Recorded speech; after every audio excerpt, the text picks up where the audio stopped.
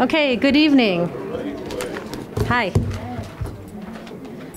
The board has been in closed session since 6 o'clock for 3 items. First one is collective negotiating matters between the public body and its employees or their representatives, or deliberations concerning salary schedules for one or more classes of employees.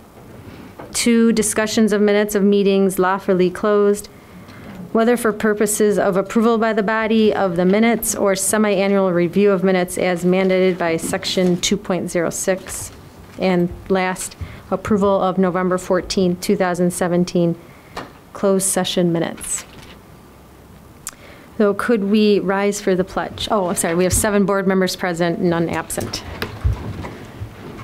I pledge allegiance to the flag of the United States of America and to the republic for which it stands, one nation, under God, indivisible, with liberty and justice for all.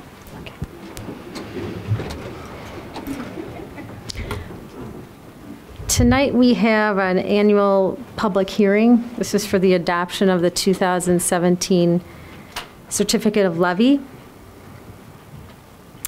And I'm going to call this public hearing to order. We have 7 board members present, none absent, and Chris Welton will give an overview of the annual levy. We have the 2017 tax levy this evening.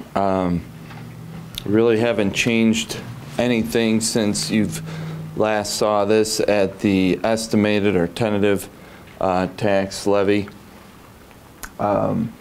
The CPI that this levy is based on came out in January of 2017, so it's the CPI from calendar year 2016 was a 2.1%.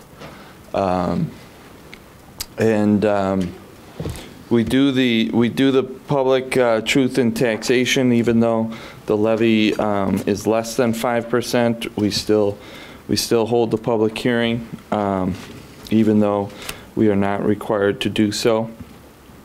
The final EAV and tax extensions will come out in March, and then the tax collections will be in June and September of 2018.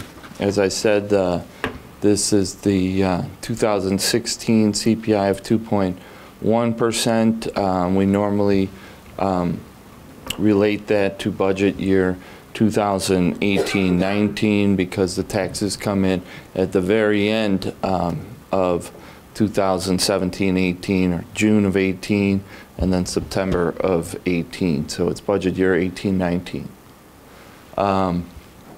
This just shows in the tax cap the inverse relationship where when existing EAV is going up, the tax rate is going down, and when existing EAV is going down, the tax rate is going up. But currently, existing EAV is going up, so the tax rate is going down. But with the tax cap, the district is limited to the CPI for its increase of operating taxes. So regardless of the valuation of the property in the district. Again, this shows that inverse relationship that I just talked about. So the tax rate increase does not equal the property tax bill increase. In fact, the tax rate will be going down. So, but the taxes will still be going up by the rate of inflation or the CPI. So determining the 2017 tax levy, it's 2.1 CPI, but at this time we don't know what EAV is going to increase, and we don't know what the new construction is going to increase. But so at this time we used an estimate of a 7% increase in the EAV, but the EAV increase really just impacts the tax rate. But the new construction does impact the amount of taxes that the district receives, because new construction is outside of the tax cap. You can see our new construction EAV has been growing We currently are estimating $42 million for the new construction number in as far as what we are currently estimating for this levy. Right now, I spoke with the Addison Township assessor and the York Township assessor. Addison Township is estimating about $8 million in new construction EAV, and York was estimating 34 million. So it is coming close to the estimates at this time. But the levy also includes for an additional 25 million just because just in case EAV comes in more than what's or new construction comes in more than what is anticipated. Also in this this levy year, we will be getting new construction from TIF 2 being finishing up. So TIF 2, as you know, TIF 2 ended and was replaced by TIF 5. So we get the new construction EAV. We're estimating that TIF new construction to be about $7 million from TIF 2. That's the area up by Church Road and Lake Street is that TIF 2. But this is the levy, which had an operating, and the operating funds had a 4.9% increase. The bond and interest was a 2.01 increase, so the levy has a total increase of 4.58%. If the new construction EAV comes in about the 42 million, the district will get 3.83 in operating and 3.75 overall. Over the past 5 years, the actual extension increase has averaged about 1.1% less than what the levy increase is. That is because we do levy for the unknown new construction EAV just in case it comes in more than anticipated. As far as a $300,000 house, the increase, if it has no new construction, is just existing EAV, that would be a 2.2% increase or $105.18. That's it. Any questions from board members?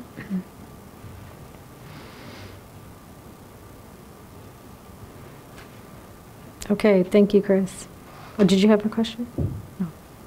I was just going to say thank you for answering my question that I emailed and included in the presentation, which is what's the bottom line increase for a typical home in Elmhurst? Thanks. Okay, we have public comments for the tax levy. That was the green sheet. There's two names for the tax levy, Guido Nardini. Oh. I was mistaken. Do Thanks. you want to do the other? The other? No public comment. Okay. Pete DiCiani for the tax levy? The other? Okay. Okay. Okay, then we will adjourn the public hearing and return to the regular meeting.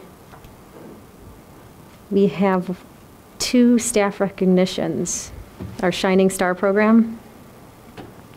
John and Chris.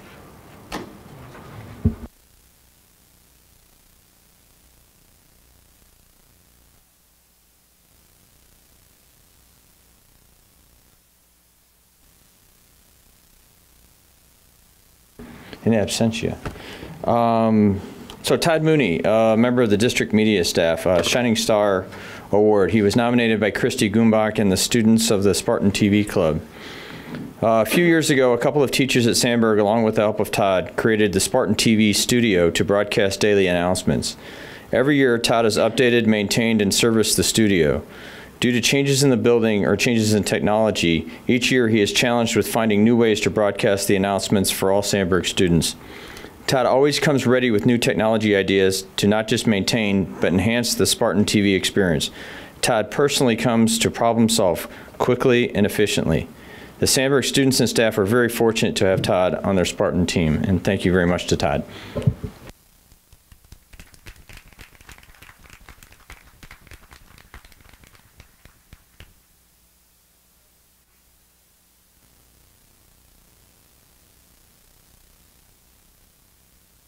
Who's Linda?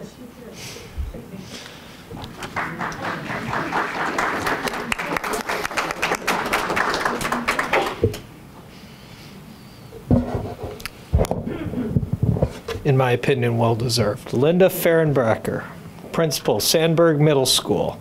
Nominated by Kelly Frederick, Brittany Joslin, Ben Laduha, is that how you say it?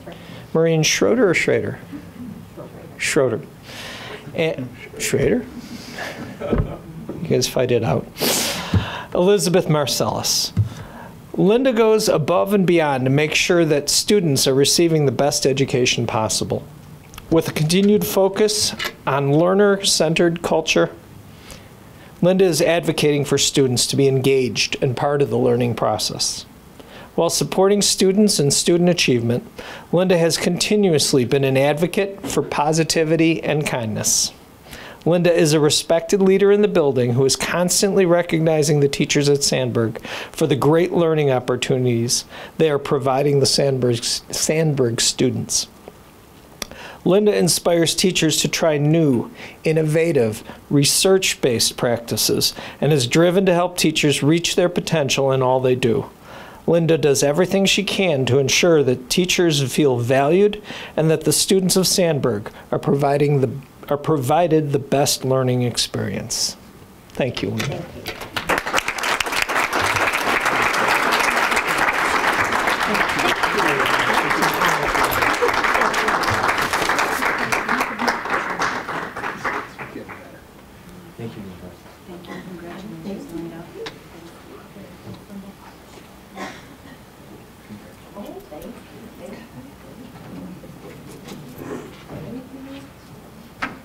Okay, next on the agenda is a presentation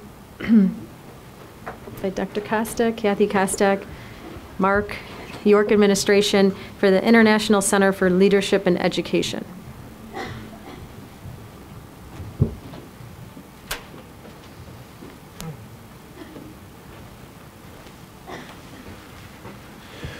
Good evening. Wanted to spend a few minutes just kind of recapping the International Center for Leadership and Education's Leadership Academy. Took place November 3rd through the 5th. And as Shannon mentioned, it was a group of administrators from the high school, from York High School, along with some of us from the central office that attended that event. Our intention for tonight is that after our presentation, you'll be able to talk about the 4 themes from that academy and also understand how the administrative team from the high school came together with those of us from the district office to create a draft compact in terms of the implementation of the operational plan that was presented not that long ago. The themes of the conference were based on the 4 different keynotes that were given. I'm going to talk for just a couple minutes about the keynote given by Dr. Bill Daggett. Dr. Daggett was here in Elmhurst not that long ago, just earlier this fall, and talked a little bit to not only our teachers on the very first Institute Day, but also to our community. And he talked a little bit about the need for change in education. Our demographics are changing, and so that means we need a different type of educational experience to prepare our students for the future ahead. For example, nationally, 16.7% of students in kindergarten, entering kindergarten, are English language learners. In 1950, women lived to an average age of 71, where today it's 81. In 1950, men lived to about 65 and a half. Today the number is 75 and a half. The good news is that 40 is now the new 30. So whatever your age is, take 10 years off and you'll feel a lot better about yourself. But what that also means is that whereas in 1960 there were 5 people working for every 1 person putting money into Social Security, for every 1 person drawing money out of Social Security, today the ratio is 3 to 1. And by 2035, that ratio is projected to be 2 to 1. that's going to have an impact on our federal budget, that's going to have an impact on federal dollars for education. And so these are things that we need to think about. The World Economic Forum, which is a group it's a corporate group that consists of companies such as Bank of America, Bloomberg, Coca-Cola, Nissan, just to name a few, got together in January 2016, produced a report that talked about the skills necessary in the workforce, what skills are necessary for Americans to be successful and for American companies to be successful in a global economy. And these 10 skills were at the top of their list. Critical thinking, complex problem solving, creativity, just to name a few. These are the skills that need to be embedded in our courses. These are things that need to be a part of our curriculum. Now, there will not be a class listed on a high school transcript that talks about service orientation or active listening. These are things that are built into the experiences that we provide for our students. This model is something that the International Center has put together, Dr. Daggett has put together, and it talks about the different levels on the y-axis of knowledge, from basic remembering and comprehension all the way up to being able to create something that is unique. And across the x-axis, horizontally, being able to just apply knowledge in one discipline, learning math and applying it to math, versus applying something that's interdisciplinary and unpredictable. Those are the areas, if we can get to an area where students can apply things to apply content outside of a single discipline, but to other disciplines, and does so in a creative or analytical way, that requires a student to think and to do a tremendous amount of work. And that's essentially what it is that we want for our students in order to be prepared for the 21st century jobs. What was a little frightening as well, if you look at the change in the economic landscape over the last 10 years, the top 5 companies in the Dow Jones Industrial Average have almost entirely turned over. Microsoft is the only one that remains. The common thread in 2017 is that all these companies are based on technology. The question is, what companies will be on this list in 2027? You can be willing to bet that there are probably going to be biotechnology, nanotechnology, or information technology companies. That means that we need to be preparing our students for a work environment where the fundamental skills that they need to know are going to change. Just today I read on Reuters that Pepsi-Cola just pre-ordered 100 of Tesla's semis for their fleet. They're semi-autonomous electric semis. You know, so even jobs such as being a mechanic will change over the next several years, and our students need to be prepared.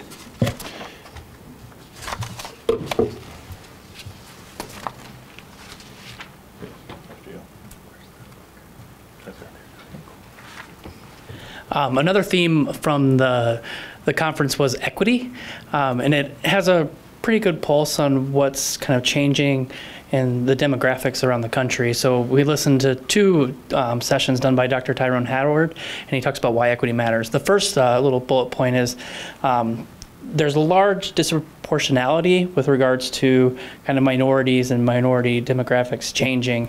And so if you look at test scores, so there's, as the test scores go, some of the white populations, the not minorities, are starting to increase, and the minorities are staying lower. So that gap is still, the achievement gap is still raising. You can look at discipline as well. I think that one of the more powerful ones was they looked at suspension rates of kids in preschool, and the preschool suspension rates for minorities were astronomically higher than they were for the white students, and then graduation rates were mimicking that. So it shows that districts have to take concerted efforts to kind of focus on closing those gaps. And then there were 2 other things which I'll get into a little bit further. Was one, he talked about trauma. You're starting to hear it more and more with how it's impacting students' education. And then the other one is a paradigm shift with grit. Trauma, which is the emotional, psychological, and physiological residue left over from heightened stress. I'll say that really fast because it's up there. But we're really, really seeing it in the classrooms. I think with today's day and age, with all the media, with the social media, kids are exposed to a lot more trauma. And they're internalizing it. They don't know really how to deal with it. The teachers are exposed to it. The communities are exposed to it. And we haven't really done a good job educationally preparing ourselves to how to educate students that are going through trauma.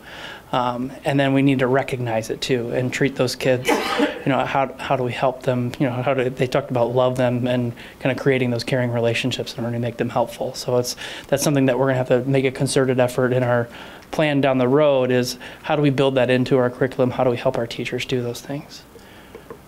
And then, you kind of see in the quote is just kind of a lot of these students that are some of our more difficult students, some of the ones that, are wandering our halls and doing those things, are the ones that have been through the trauma, and we can't give up on them. It's really, really will have an impact, which kind of cuts the last thing is the concept of grit. There was a book that was released a few years ago that talks about grit, and it talks about student grit and all of these, characteristics that students need to have in order to be successful. And Dr. Howard took a really, really, he took a stance kind of against it. He was saying that, we expect these students to have these characteristics, but we don't expect our teachers to have those characteristics to help those kids who don't have it. So he kind of flipped the script on it and said that we should be switching the verse and saying it's like, we can't give up on these kids. We need to persevere through their difficulties. We need to not give up on them. We need to make sure they're successful. And it's those kids that have been through the trauma that kind of have the different background that they really, really need it. So. And then the last one is, this is what the operational plan, which is going to be talked about later, he went through and he gave all of these points, and all of these points will be embedded into how do we better carry on Dr. Howard's presentation, and how do we build it into our long-term plan.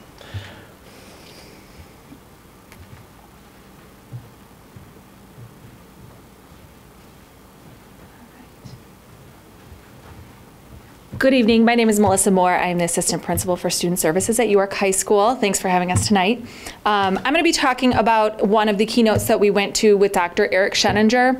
And this actually spins off of the information that Dr. Bill Daggett presented to us back when he came in August, as well as what Dr. Cohen tied in today about really the skills that students are going to need in order to get lucrative jobs in the future, and how we can make sure that we are best preparing our students to be college, career, and future ready in a future that we don't know what it's going to look like.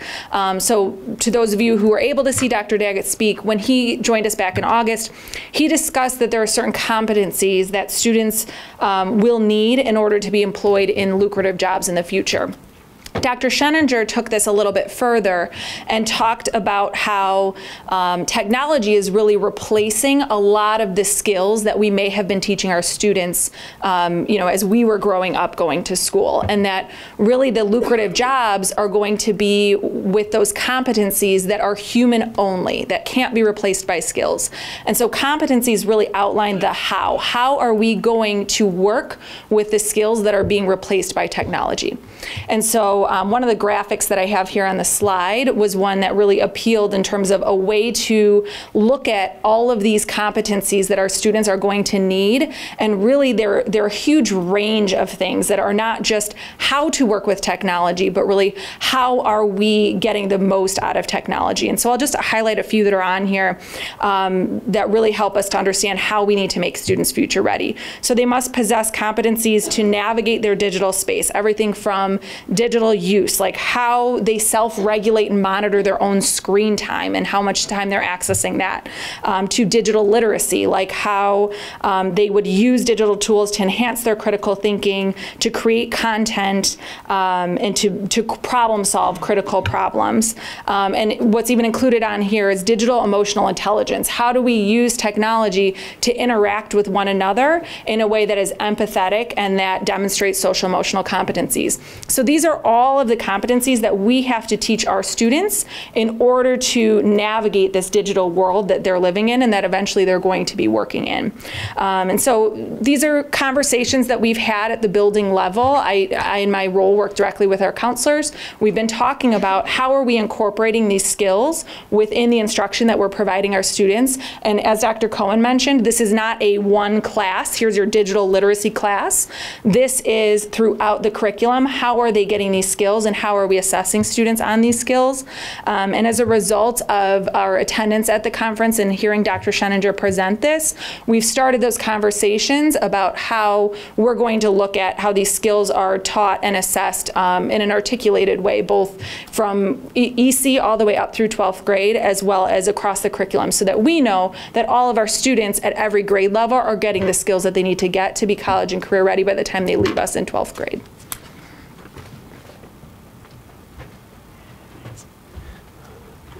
I'm Ryan Doherty from York High School for Curriculum and Instruction. Thank you for having me, and I will kind of tie in some of the things that we've already talked about. You heard some great things about Linda Fehrenbacher with researched instructional practices, and that's what I'm here to talk to you about. Once kids are ready, emotionally ready to learn, as we talked about with equity with Brandon, and once we start getting them to understand the technology and the way that they can use it effectively. The next part is instructional improvement. That there are research practices that show how do we get students beyond 1 year of growth within 1 year. And so you'll see that there are strategies listed on the side and there's a decimal there. Basically, research shows us that anything above 0.4 is what we're looking for. 0.4 represents one student's growth within 1 year, and that's a standard that we look at. So anything that's above 0.4 is an instructional strategy that's going to get us more growth within a year. So if you look, for example, reciprocal teaching down here, 0.74. If 0.4 is 1 year, that's almost 2 years of growth within 1 year. Or if we're using problem-solving teaching, that you're getting about 1.5 years out of that. So how do we get these instructional practices into the hands of our staff, and how do we use technology as a tool to help that, not as a replacement? I think as we kind of work through, MLI and all of our kids being one-to-one, not only are we having to teach them how to effectively use technology, but we have to continue to help our staff realize that it's a tool to help effective instructional strategies, not something that is in replacement of instructional strategies. And so with our instructional coaches, we look at a lot of the instructional strategies, and then we present PD to the staff based on, here's something that we'd like you to try in your classrooms, and that's how we start to kind of roll out PD through the staff.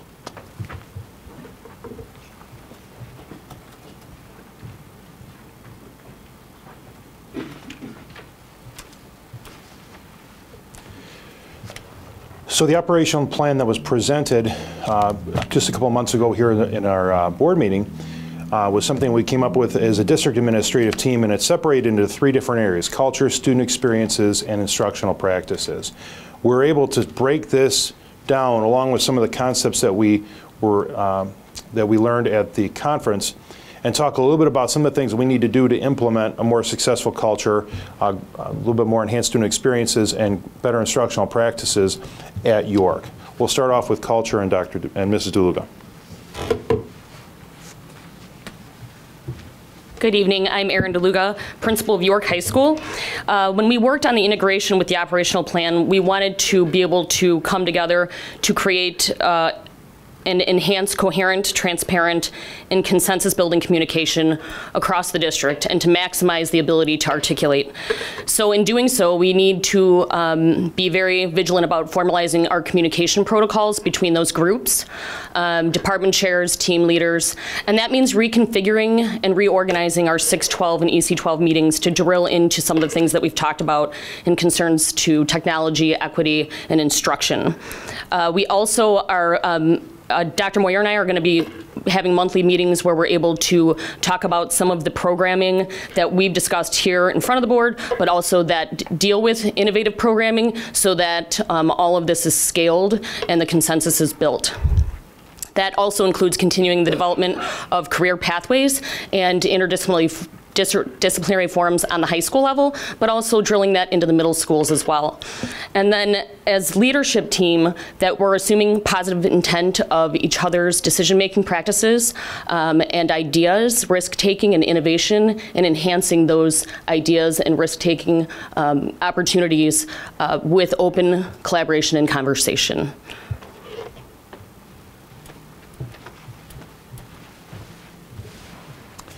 The second component of the operational plan was improved instructional practices. One of the things we talked about was utilizing our professional learning opportunities to, in ways that will reinforce the operational plan. For example, engagement is listed, student engagement is listed in the operational plan. While the activities in Quadrant D, where students are studying rigorous material, but it's also interdisciplinary, those are things that will lead to student engagement, things that require the student to think and work hard. So we'll be focusing our professional learning over the coming months and year on that.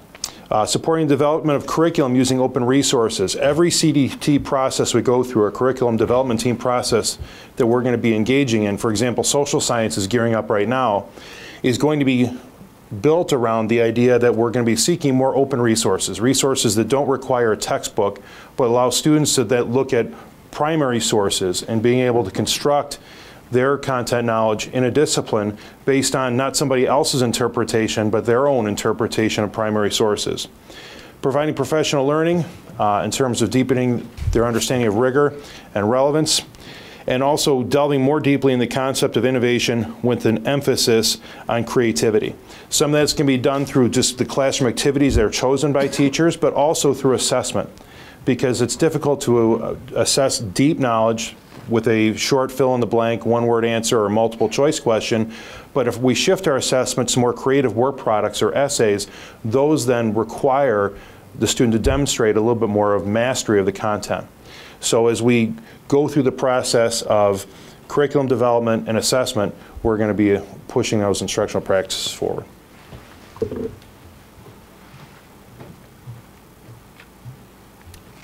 Thank you, Mark. Having a little trouble with my voice, so I'll apologize in advance. Kathy Kostick, Assistant Superintendent of Student Services. And I want to talk about the third prong of that three-pronged operational plan when we look at student experiences. So everything that we heard, whether it was from Dr. Daggett or Mr. Shenigan or Weston Kirchhoff, was what are we doing with that? What does this mean for us and our conversations, and ultimately what does that mean for the students? So we've talked at length about course selection even, and looking at the courses that are offered at York and reducing that tracking and the leveling, particularly in those math and science areas, so students have access to grade level curriculum throughout their high school career, and that we're making sure we're holding those high expectations. And that access to grade level curriculum, it might be in different settings, but we just want to make sure that students and parents, it's fully transparent on what they have access to and how we can make sure that students are reaching their full potential.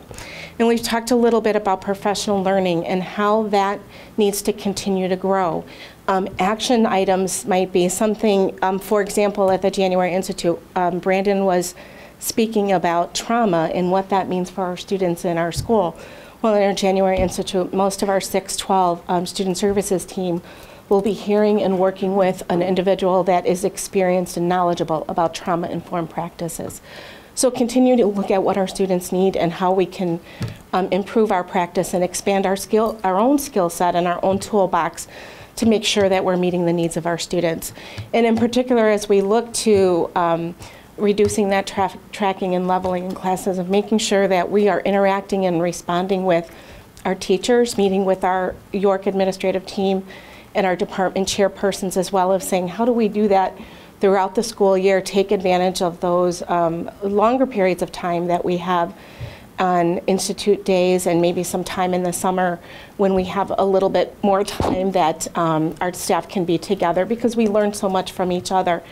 And as we look at data and we look at our PLC process, that is so important. If we're looking at what is our student data telling us. I was in a meeting early this morning with just as an example, our K-2 students, but this could be replicated at any grade level, and certainly some of the work that our York course teams and departments do, looking at the data that we get back from our assessments and what is that telling us about our instruction, what is that telling about where our students are not meeting our standards, and what do we need to do coming back to our instructional practices to help them. And when we look at integrated service delivery model, I'll talk a little bit about what that means. It's not something that you would see, like, again, a student's not going to sign up for an integrated service class. It talks about our belief statements, all means all, and that is, as educators, we look at all students and we're taking responsibility. We're showing that grit for what they need from us, whether that's a student who is considered a general education student or a student who might be receiving special education, a student who might be receiving English language services, or a struggling reader. Any one of those acronyms we might use to describe a particular student, we're saying we're working together, we're looking at the resources we have, and we're saying how can we best meet those needs. And integrated service model, it's maintaining that all means all, that we have high expectations for students. And regardless of our settings, some students do need a smaller setting. Some students need that additional support in the general education classroom. Some that might be more of a co-teaching setting. And then how we're making sure students have access to that. And through all of that, our collaborative work, it takes collaboration. We're stronger when we're working together. You know, great minds think, it's not great minds thinking alike. It's great minds working together and challenging our thinking and coming out the better for it and providing better services to our students. So we will continue to work as a collective team across the district to make sure that our students are being exposed and have those experiences that will make them future-ready learners.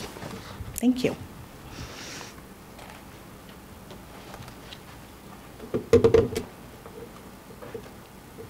You did the wrong one. Be happy to entertain any questions from the board at this time. I'll start. I have one. We talked a lot about professional development. And when can you fit that in? I know there's institute days, but how much time is there for PLCs?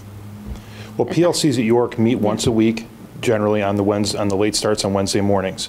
In addition, we have 2 institute days coming up in the spring, one in January, one in March. So, you know, as we continue to work in PLCs, we keep chipping away a little bit at a time at each of these topics.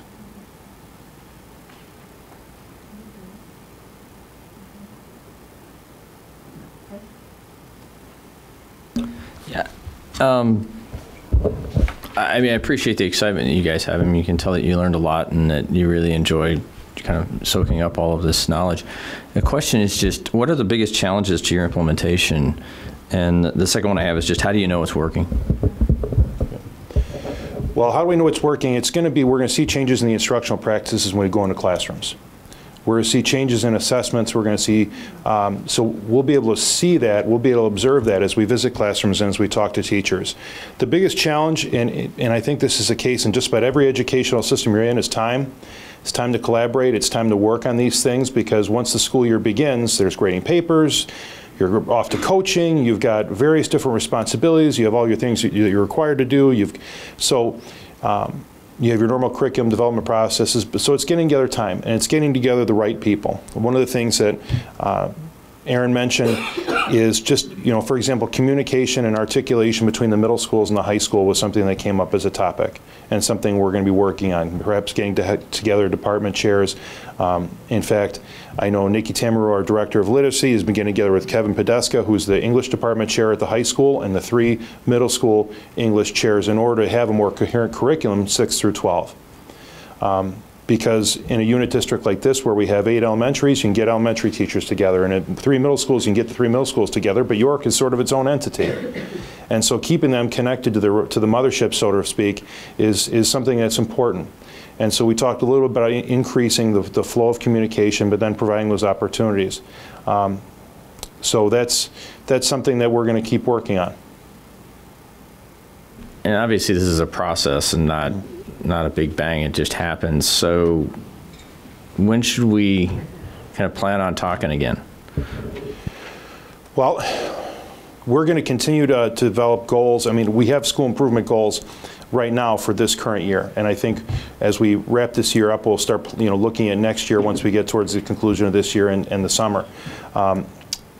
We can certainly talk more towards the spring about how each school has moved along in terms of school improvement goals, and then when we go into next year, we'll talk, perhaps some of these things will be integrated into it. School improvement plans were put into place early in the school year, and so as this learning goes on throughout the year, some of these things will take a little time to implement. But one of the things we'll be talking about actually on Thursday at our 6/12 meeting is going to be, for example, scheduling these meetings perhaps on a quarterly basis is going to be what I was going to suggest, and we haven't had that conversation yet. But quarterly meetings between department chairs in middle school and the high school in each content area with the appropriate curriculum coordinators from the district office, so that way everybody's on the same page. So each one of these pieces can continue to roll out, but we can keep you certainly apprised of the implementation as we go forward. So you talked a lot about instructional practices, and I think there's a lot of great stuff, but my question is, are you also changing your assessments as well? Because you can't change your instructional practice and make it a different experience for kids and assess them in the traditional format. I agree. One of the things that we've talked about is creating a process whenever we develop curriculum, whenever we revisit our curriculum, where we put the assessments first. It's not enough to just say, well, this is the content we want to teach, this is how we're going to teach it, and then at the end we figure out how we're going to assess it. It should be in a different order. We should be deciding what are the standards that this course is covering, how are we going to assess whether or not the students have mastered the content. And then from there, based on how we're going to assess, then we have to build the units and the lessons that scaffold up to that final assessment. So that process is actually something we've talked about learning and teaching. Deb Lee, who's one of our curriculum coordinators, actually just put together a nice little draft outline of what that curriculum development process would be. So that is certainly, that's something that is first and foremost the assessment, what we want students to be able to show at the end of the course to show that they've mastered the content should come before the lesson planning. One of the things we also have to talk about though is what does a rigorous assessment look like? And just last week when we had our EC5 meeting, Dr. Henderson gave an example of a 16-question assessment with 3 different parts and asked the administrators in the room to assign percentages to each one of those parts based on a description. And even amongst our group of administrators, very highly educated individuals, they all came up with different numbers. And so if we threw out, let's say, a student got these 10 questions right, but in the second part only got 2 out of 4, and the last part didn't get any of the 2, the scores were varied based on what weight you put on each assessment. So the assessment process is going to be, it's going to be a sort of a slow rollout. We do need to work on having better formative and summative assessments. So that is going to be, but that's going to be a process, and it's not just at York. And I just want to follow on that. I think the fact that you're going to try to really talk between middle school and high school could be life-changing for kids, because we have so many kids that go from middle school to high school, they hit a brick wall and aren't surviving very well in high school. And I think we don't want to lose them. And so hopefully if you talk, we can do better things for kids along the way. So that's it. Thanks.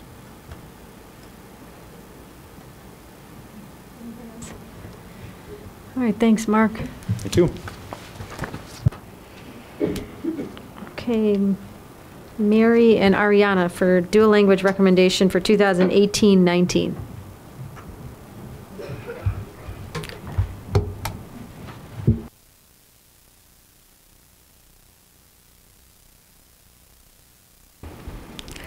Good evening. I'm Dr. Mary Henderson. This is Ariana Leonard, our coordinator of EL Bilingual and World Languages Programming. And we are really happy to be here tonight to talk about an opportunity I'm very excited about, and to really begin with the first time with our formal presentation of dual language programming that we would like to recommend for District 205. So tonight, our goal is to explain the rationale for dual language, describe what dual language is and what a plan can look like for implementation, and provide any clarity needed in order to seek approval from the board in January. On this slide is shown the various members of the Dual Language Committee. You can see that it involves administration, including 2 of our building principals. It includes parents from 3 different schools. Because this is a district program, it was important to include voices from across the district. And so we actively sought out parents from a variety of schools, and also include some of our teachers in the district, as well as Marianne Lemke, our Executive Director for Assessment and Program Analysis. So as you begin to think about starting a program, you are immediately thinking about how will you evaluate and monitor its success. So anytime that you talk about changing something, the first question for many people is, why would we change? So currently we service students who are bilingual in our transitional bilingual education model. So why would we change from that? And the answer really is because of our students. It is very clear, and I'm going to show you a little bit of the data, it is very clear that this current model, which at one time was believed to be a very effective model, but with new research, new programming, we've learned that this is not the best model, and our data in District 205 reflect that. So this slide and the one that follows on math talk about, reflect the achievement gap that comes with our current programming. So I want to point a couple things out to you.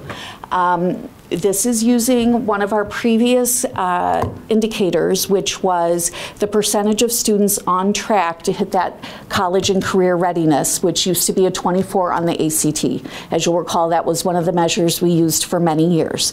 So when you look at the blue lines, those are all of our students in grades 2 through 8. So the far right column is the on target.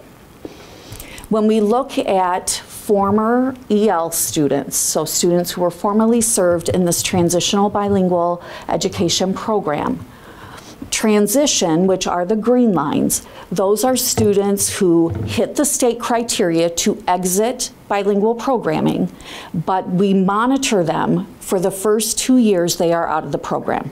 So they are considered in transition. Yes, they've hit the state requirements, but we know they need a little bit of support. So that is the green line that you see. The red lines are former students. So they are beyond that 2 years of monitor. And so by all accounts, they should be performing at a rate equal to their monolingual peers. And as you can see from the chart in reading, that is not the case. We would expect that on-target red line to be much closer to the on-target blue line. We see the same in math. We still see that our former EL students, the red line, there's quite a significant gap between our all students. And again, those are students who are well beyond the 2 years of monitoring. So we know we need to do better for our kids. Our kids deserve that. And so when we look at what is best practice currently and what the research tells us, we know that there's a way that we can give our kids the opportunities that they deserve. And that's why I'm so excited to be able to talk to you about dual language. And I'm going to turn it over to Ariana, who's going to give you some more of the details. Okay, great. Thanks, Mary. Hi, nice to see you all. So Mary did go over some of our data, and as you know, we offer a transitional bilingual education program for many, many years. And so what is the difference between TBE and dual language? So dual language is an instructional approach that provides a challenging, enriched curriculum in 2 languages. There are 2 types of dual programs, one-way immersion and 2-way immersion. We are looking specifically at a 2-way immersion program in Spanish and English because that's the majority of the students that we currently have in the EL program. For example, at Fisher, we have over 200 kids that are EL students, and over 180 of them are Spanish speakers. So we know that we've got students who would really benefit from this two-way immersion program. So the program would be run in Spanish and English, and 50% of the student makeup would be native Spanish speakers, and the other 50% of the student makeup would be native English speakers. Spanish and English would be taught daily, and literacy is taught in both languages from the very beginning. So why do we want to do this?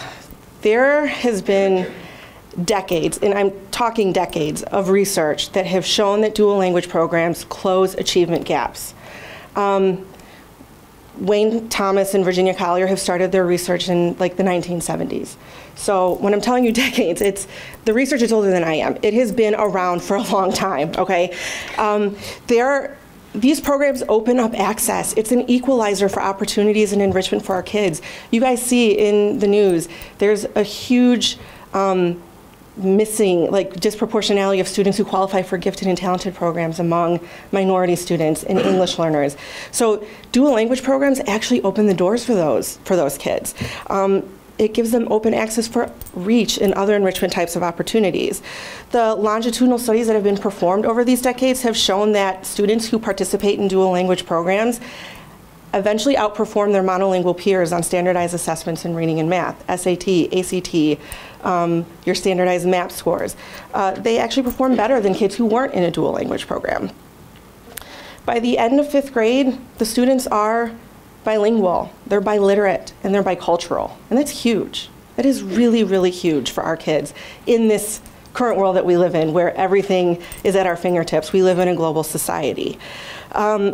Another really great thing is that it takes away the stigma of being an English learner, because every student in that classroom is a language learner. Our Spanish-speaking students are English learners. Our English-speaking students are Spanish learners. And it really levels the playing field for all kids and forms a lot of really great bonds and camaraderie, and they get to appreciate each other's culture and the language.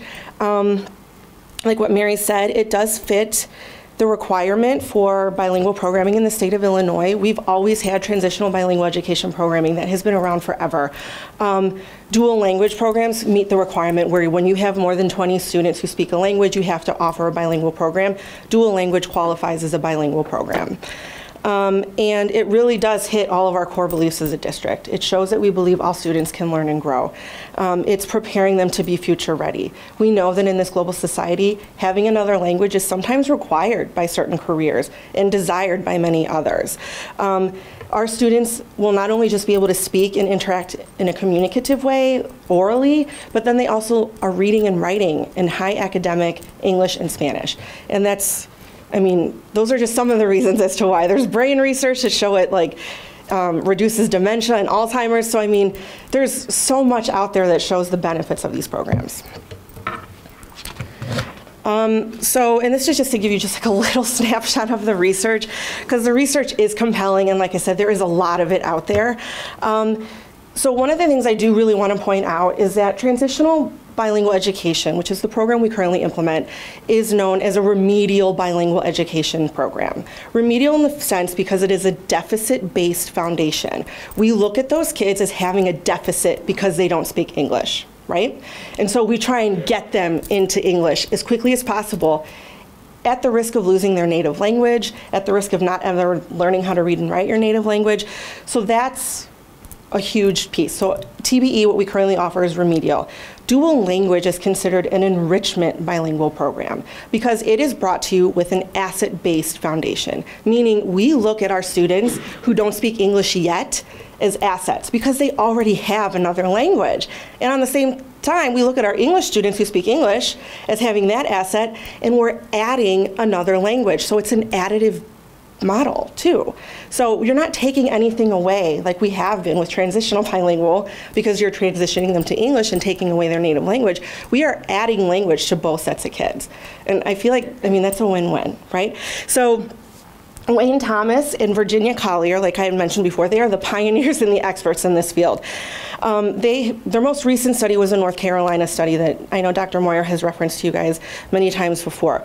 This was a 5-year-long longitudinal study in which they followed 85,000 kids who were in dual language programs in North Carolina for 5 years. and compared them to kids who were not in dual language programs. And in every subgroup, and the subgroups were ELL, low socioeconomic status, language minority students who were not EL, so they spoke another language at home, but they were also proficient enough in English to not qualify for EL, African American students, white students, and students with special education needs. In every single one of those subgroups, they outperformed their peers that were not in dual language. And I think that is like mind-blowing, right? And so this is just kind of a really generalized summary of the types of programs that you can see. So this black line is the average reading performance of native English speakers. And you can see that the green line, which is number 3, is our TBE program, what we currently implement. So we do see some growth in those early literacy years, because when you're acquiring a new language, that BICS comes within the first couple years, and you're getting some social language, so you're really speaking. But the academic language, once they get to 3rd grade, they plateau, and the gap just gets bigger. So they never catch up, and they struggle. But if you look at our kids in two-way dual language, which is the red line, number 1, yeah, there are some struggles because they're learning 2 languages at the same time. However, you know, once you reach that intermediate grade level, like, they skyrocket. And that's where you start to see really the outperformance compared to the monolingual peers. So the program has proven time and time again that it is an enrichment model, and these kids actually perform better on a multitude of tasks: reading, math, problem solving, critical thinking, like all of that is enhanced. So that's that, okay, sorry. So what are the goals of the dual language program? We want students to become biliterate, bilingual, and bicultural, right? So students are going to learn to understand by listening, they're going to speak, they're going to read, and they're going to write in 2 languages. They will receive content area instruction in 2 languages. They will develop respect and appreciation for the culture of the 2 language groups and beyond that, right? And they gain fluency in 2 languages while mastering a really challenging curriculum, and then eventually outperforming their counterparts in monolingual education programs. This could lead to pathways to the seal of biliteracy. This could lead to AP coursework in language as early as freshman year. So our students have so much opportunity in front of them because of this. And that's really the goal. We want to close the gap and level the playing field. So how does this look, right? We say two-way immersion, we say dual language. So 2 really main components of the two-way immersion program: we have to identify language allocation and a content allocation. So the language allocation is the time spent immersed in that language. So we would like to implement an 80-20 model, as it has been proven to be the most effective. So what that means is that in kindergarten and 1st grade, 80% of the instructional day is in Spanish and 20% is in English. And in 2nd grade, that rolls back to 70% Spanish, 30% English. In 3rd grade, 60% Spanish, 40% English. And then in 4th grade and beyond, and it's intended to be a K-12 program, half their day in Spanish, half their day in English.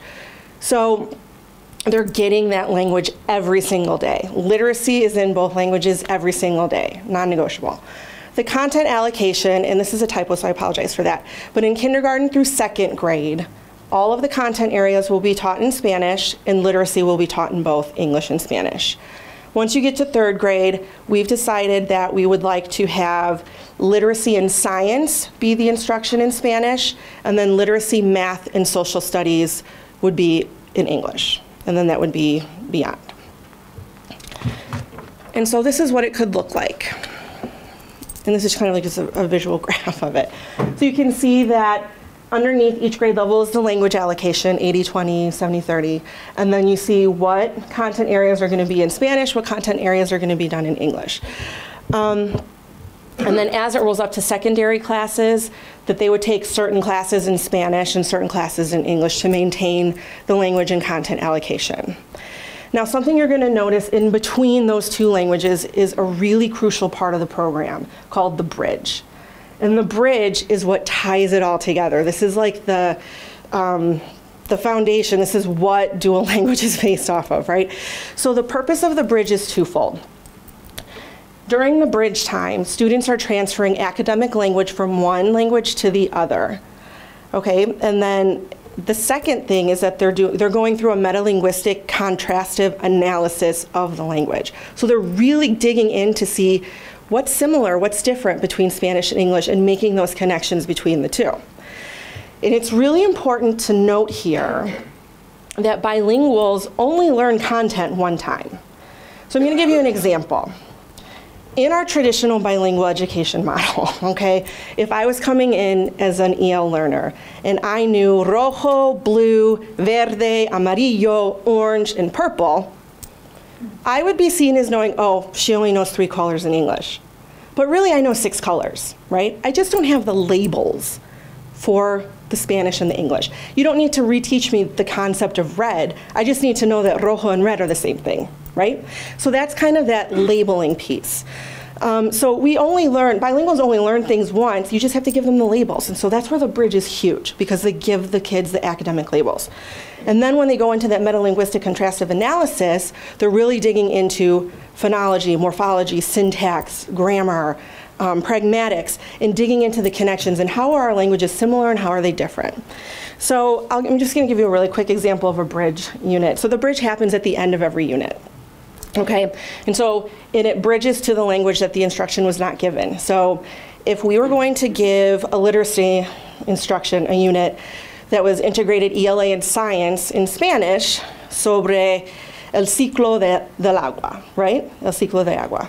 And the students are learning the evaporación y la condensación y la precipitación y el sol y las nubes. They're learning all of the concept of the water cycle in Spanish, right? They've learned it in Spanish. So then during the next step, which is the bridge, after they've learned all about the water cycle and how it works and all that stuff in Spanish, we put up the Spanish and the English right next to each other. And then we give them the labels. That's where they're learning. Okay, so ciclo is cycle, right? El sol is the sun. Evaporación, evaporation. So they're getting the labels because they've learned these key academic words in Spanish, and now they're just going to know how to say it in English, because I'm not going to reteach the water cycle in English. They've already learned the water cycle. They just need the labels. The next step of the bridge is to go through that metalinguistic contrastive analysis. So then we're going to look at these words, evaporación, condensación, precipitación. And I notice, what do you notice about these words? They all end in ción. What does that end in English? What's similar, what's different? Well, in English, evaporation, condensation, precipitation, they all end in tion. So we're having these discussions with kids. Ción, tion, there's your connection. That's how our words are similar. What other words do we know that end in ción in Spanish? Educación, comunicación. What does that mean in English? Education, communication, right? So they're making these connections. They're becoming aware of the metalinguistics around them that they're surrounded in. So that is why the bridge is so huge, because this is what connects the languages together.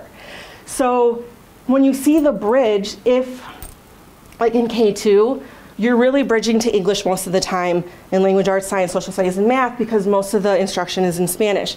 But when you get to third and beyond, you know, if we're going to teach language arts and science in Spanish, we're going to bridge to English. And the last part of that is then we extend and apply in English. So they're extending their learning of the water cycle that they learned in Spanish in English. They're applying what they learned in Spanish of the water cycle in English, because now they're practicing with the English labels. So that's how they're learning content and language together, and we're not sacrificing one language or the other. We're not sacrificing one content over the other. So, and then if we teach something in English, we bridge to Spanish. So it works both ways, okay? And I hope that made sense, because I feel like I rushed through that. So now that you kind of get an idea of like what the program could look like and how it's taught very roughly through that, we did put out a parent interest survey, because with the program that we would like to replace transitional bilingual, this would be the program for EL students who would qualify for bilingual services. This would be their bilingual program. So we looked at, well, how many English-speaking kids could we get to really do a two-way immersion program? We have the Spanish speakers, because we have the numbers, that's who they're already in the program. So could we see if there are any English speakers to balance that out for that two-way piece. And we did have really positive results. We had 209 people take the survey in total. 88 of those people have kindergartners starting next year. And of those 88 people, 40% said that they would be very likely to apply for dual language. And 18% said they'd be somewhat likely, which I thought was really great. And then on top of that, when we looked at all of the 209 people who took the survey, 67 people who took the survey said, I don't have kindergartners next year, but I am interested for future years. So I think we do have interest on the English side too, where we could really have a really solid two-way immersion program with Spanish and English. So I'm going to turn it back over to Mary. So what we are recommending is that over the next 6 years, at Conrad Fisher, we will implement dual language starting in kindergarten, and then we will roll up 1 year at a time. Fisher students will have the priority to join the program. Other students from other home schools will have the opportunity to opt in through a lottery.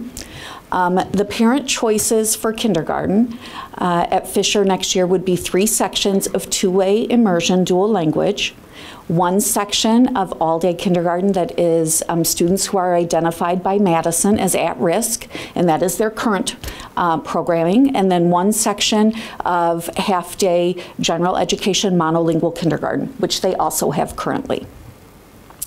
Applications will be district-wide for the lottery. As Ariana explained, it would be a two-way immersion, 80-20 model, and dual language kindergarten will be a full-day program.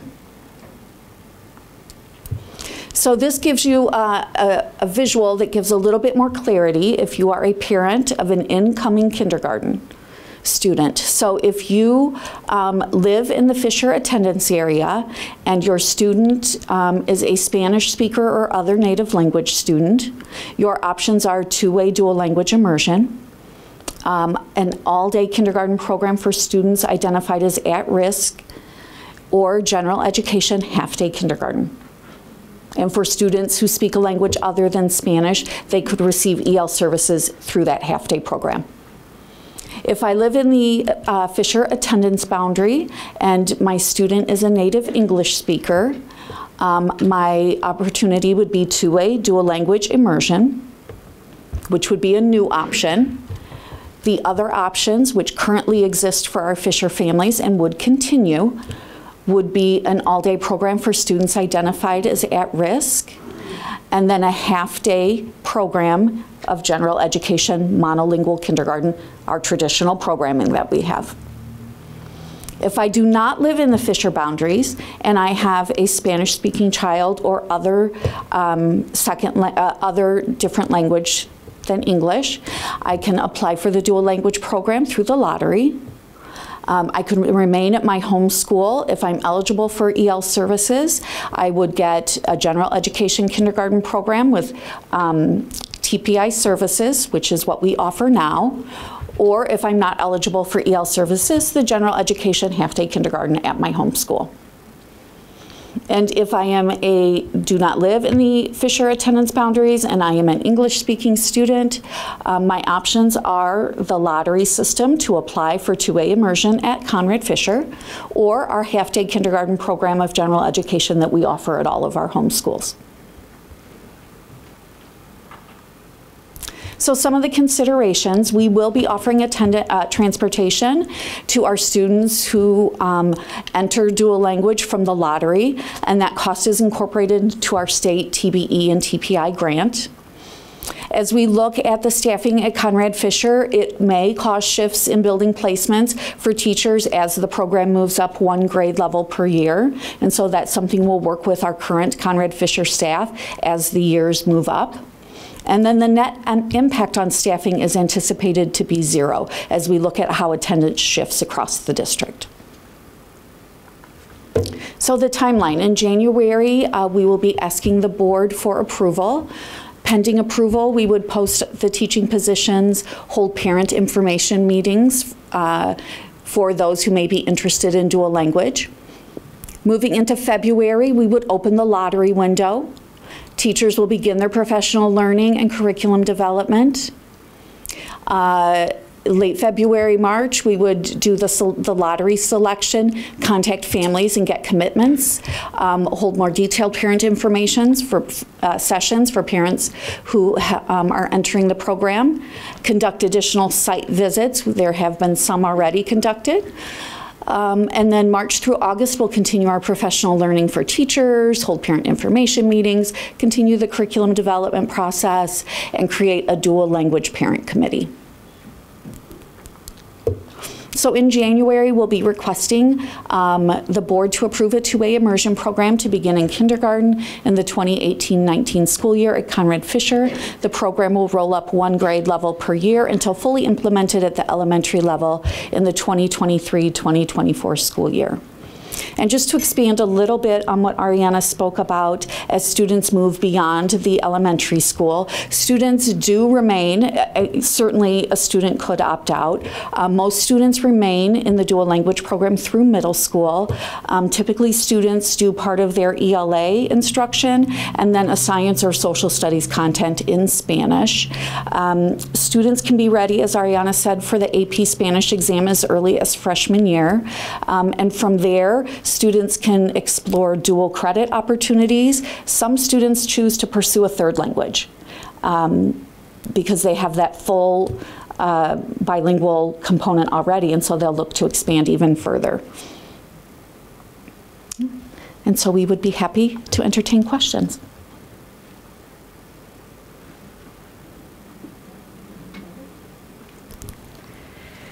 Thank you very much for the presentation. And what I really want to thank you for is, I mean, you can hear, you can sense your passion. And you made it very clear the benefit for the English language students as well as, and this is a part that I think is incredibly important, you also made it clear what would that native English speaker, how they would benefit. So, you know, all students must learn and grow. We're focusing on all students must learn and grow. So, got the concept, agree with the concept. Let me ask you a couple of questions on the implementation. Sure. So, let's go to, let me first ask the first question. What Conrad Fisher has now versus what they'll have in the future, what changes? So what would change next year would be the additional, would be a third classroom that would be dual language. So currently they have 2 bilingual classrooms. They have the all-day at-risk program and a half-day general education. So instead of 2 bilingual classrooms, there will be 3 dual language classrooms. Okay, so there's no student that is going to, so a concern that I have heard is that a student who is at Conrad Fisher might not be able to stay at their home school because this program is not available, or the half-day standard general education class would be full. No, so, and again, you know, right now we're projecting there would be 1 section of half-day kindergarten. Okay. Which is what's there now. Which is what is there now. Okay. And we always monitor that with Dr. Wohl and numbers and enrollment. So yes, if I were, if my child was an English speaker, but I was not interested in dual language, the options would be if my child was identified as a candidate for the at-risk classroom or the half-day general education classroom. Okay. So no one would be forced to leave. No one, okay, excellent. So no one's forced to leave. So even you can stay at your home school. Yes. So that concern is out. Okay, thank you very much. If I could just expand on that just a little bit. One of the things that we just wanted to monitor the numbers, we feel that whether it's monolingual or dual language, one implementation model that is not effective is when you have a single classroom and roll it up through the grades. So if you have a dual language classroom, 1 class at a school, they start in kindergarten, they stay with the same kids all through their elementary years. So whether you do that in a dual language model or whether that was your general education monolingual, we don't feel like that's the best implementation. It's very limiting to kids. Okay, okay. So take me through that. So how would that work for, I got it with a couple classes for the. So that's what we've done to mitigate that. Okay. So there would be 2 classes at a grade level that are not dual language and 3 classes that are. Okay. So that way students could mix and. Yes. Okay. Yes. All right. Okay, thank you for that. We talked about this timeline. Can we look at the timeline for a second? Yes. Yes. Okay. Thank you for laying this out for us. What I saw here is holding parent information meetings, okay? Now, in those parent information meetings, what would be the opportunity for, you know, for lack of better term, parents adding ideas and kind of flexibility as so those ideas could be built into the program? What would be the possibility for that? Can you tell me a little bit more about what you need? Right. Because when I look at the language allocation and the content allocation, that's a model. Yeah, and so you're right. So as a layperson, I'm not going to be able to talk about the curriculum, but I might be able to give some ideas about what that would look like implementation-wise, or how that might affect in the community or something like that. Sure. So how would those ideas be integrated into the plan? Oh, certainly that would be part of the process. One of the things we've done is line up some parents,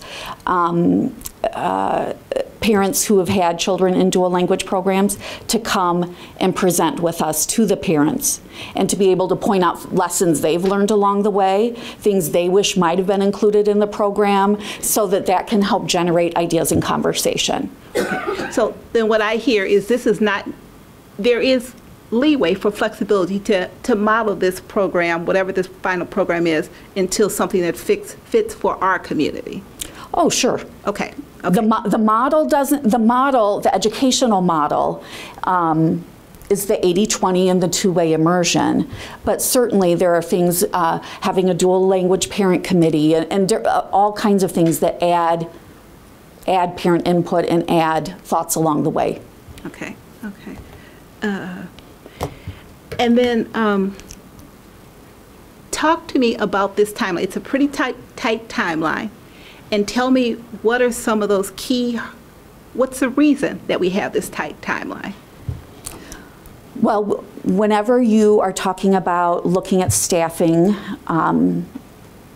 selecting the most highly qualified staff, you want to do that as early as possible. We have been working with some of the consultants on biliteracy and bridging, but you certainly want to continue that work and move it along so that you're ready. Okay.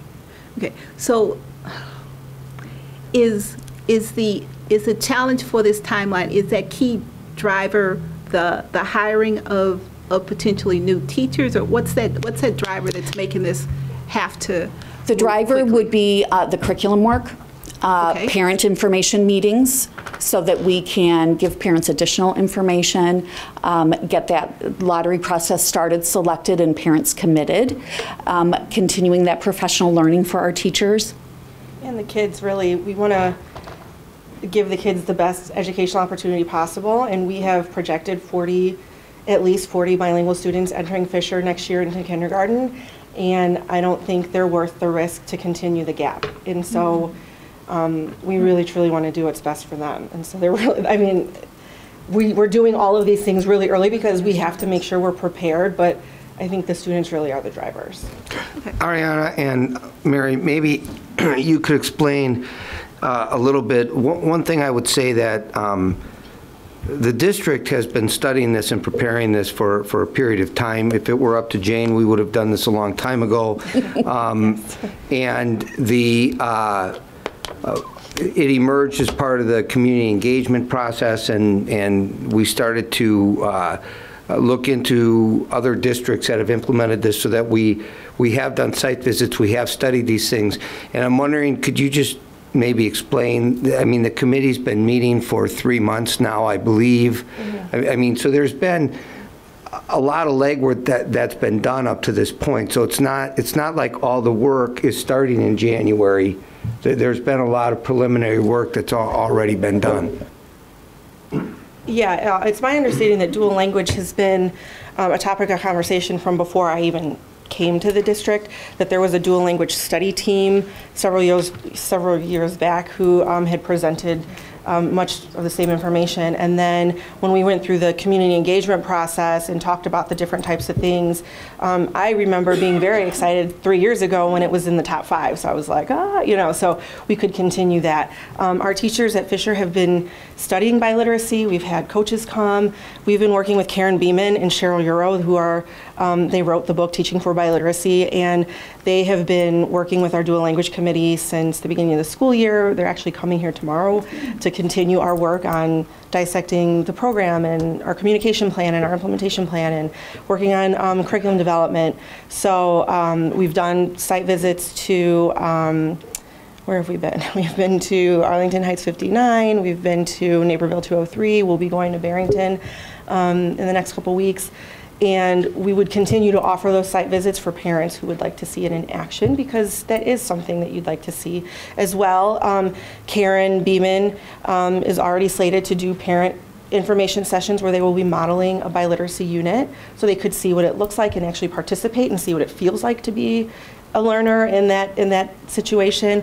And then, the curriculum development process is also something that we have been talking about and want to get started right away. So we have teachers slated to go to a 5-day Biliteracy Institute in the summer to continue their work on that and make sure that they're ready to teach, because it's a little bit of a different pedagogy than just teaching a TBE classroom. So like what Dave said, I feel like we've been talking about dual language for a long time, and again, even before I've gotten here, and then since I've been here, it's been something that's been on Focus 205, and I remember talking about it in my presentation last April to you guys about we really should move to this.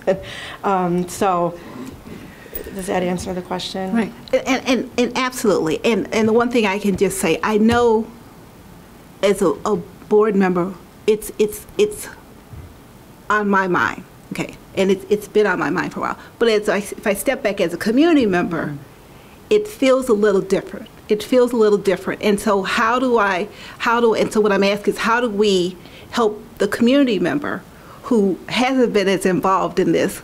How do we get them, on board and understanding and excited about all the great things that this program can offer? So that's what I'm trying to figure out, how we can build that process in, and do the thing that's right for our children. Yeah, I think those parent sessions that we'd really like to start holding in January will be great. We've had a website up all year, and there's a lot of resources on there that show sample programs from other districts, research, articles, there's TED Talks, there's videos where you can see it in action. But I really think that's where, we wanted to present to you first, obviously, but we can really start generating, this is what it could look like, this is what it could be. Having parents who've experienced it and who've had kids go through it, I think is a really great way to have parents talk to each other, because they've lived it and they know what it's like, and they can, hearing from students and, just experiencing it that way. So I really think, after the winter break, we can really start ramping up that effort.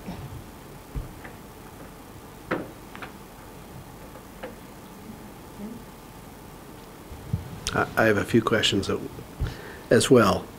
First of all, thank you for your enthusiasm.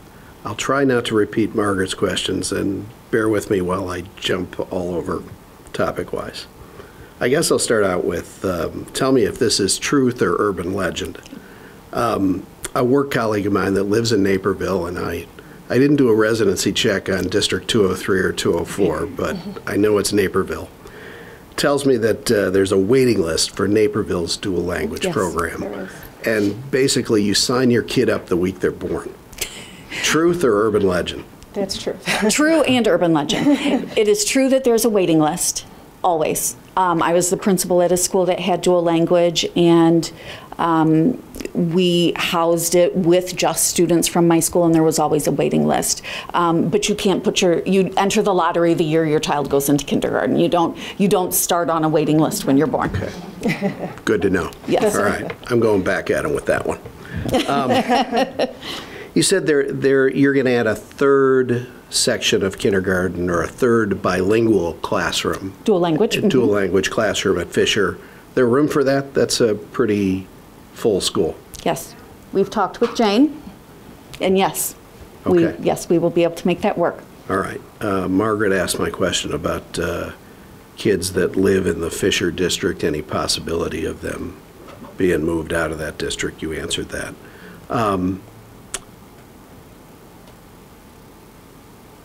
So if there are 3 kindergarten sections, what's your anticipation for how many first grade sections would follow the following year? So you would expect that all of those would roll up. Okay.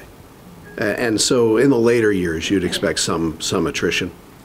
There may be some attrition, yes. Okay. And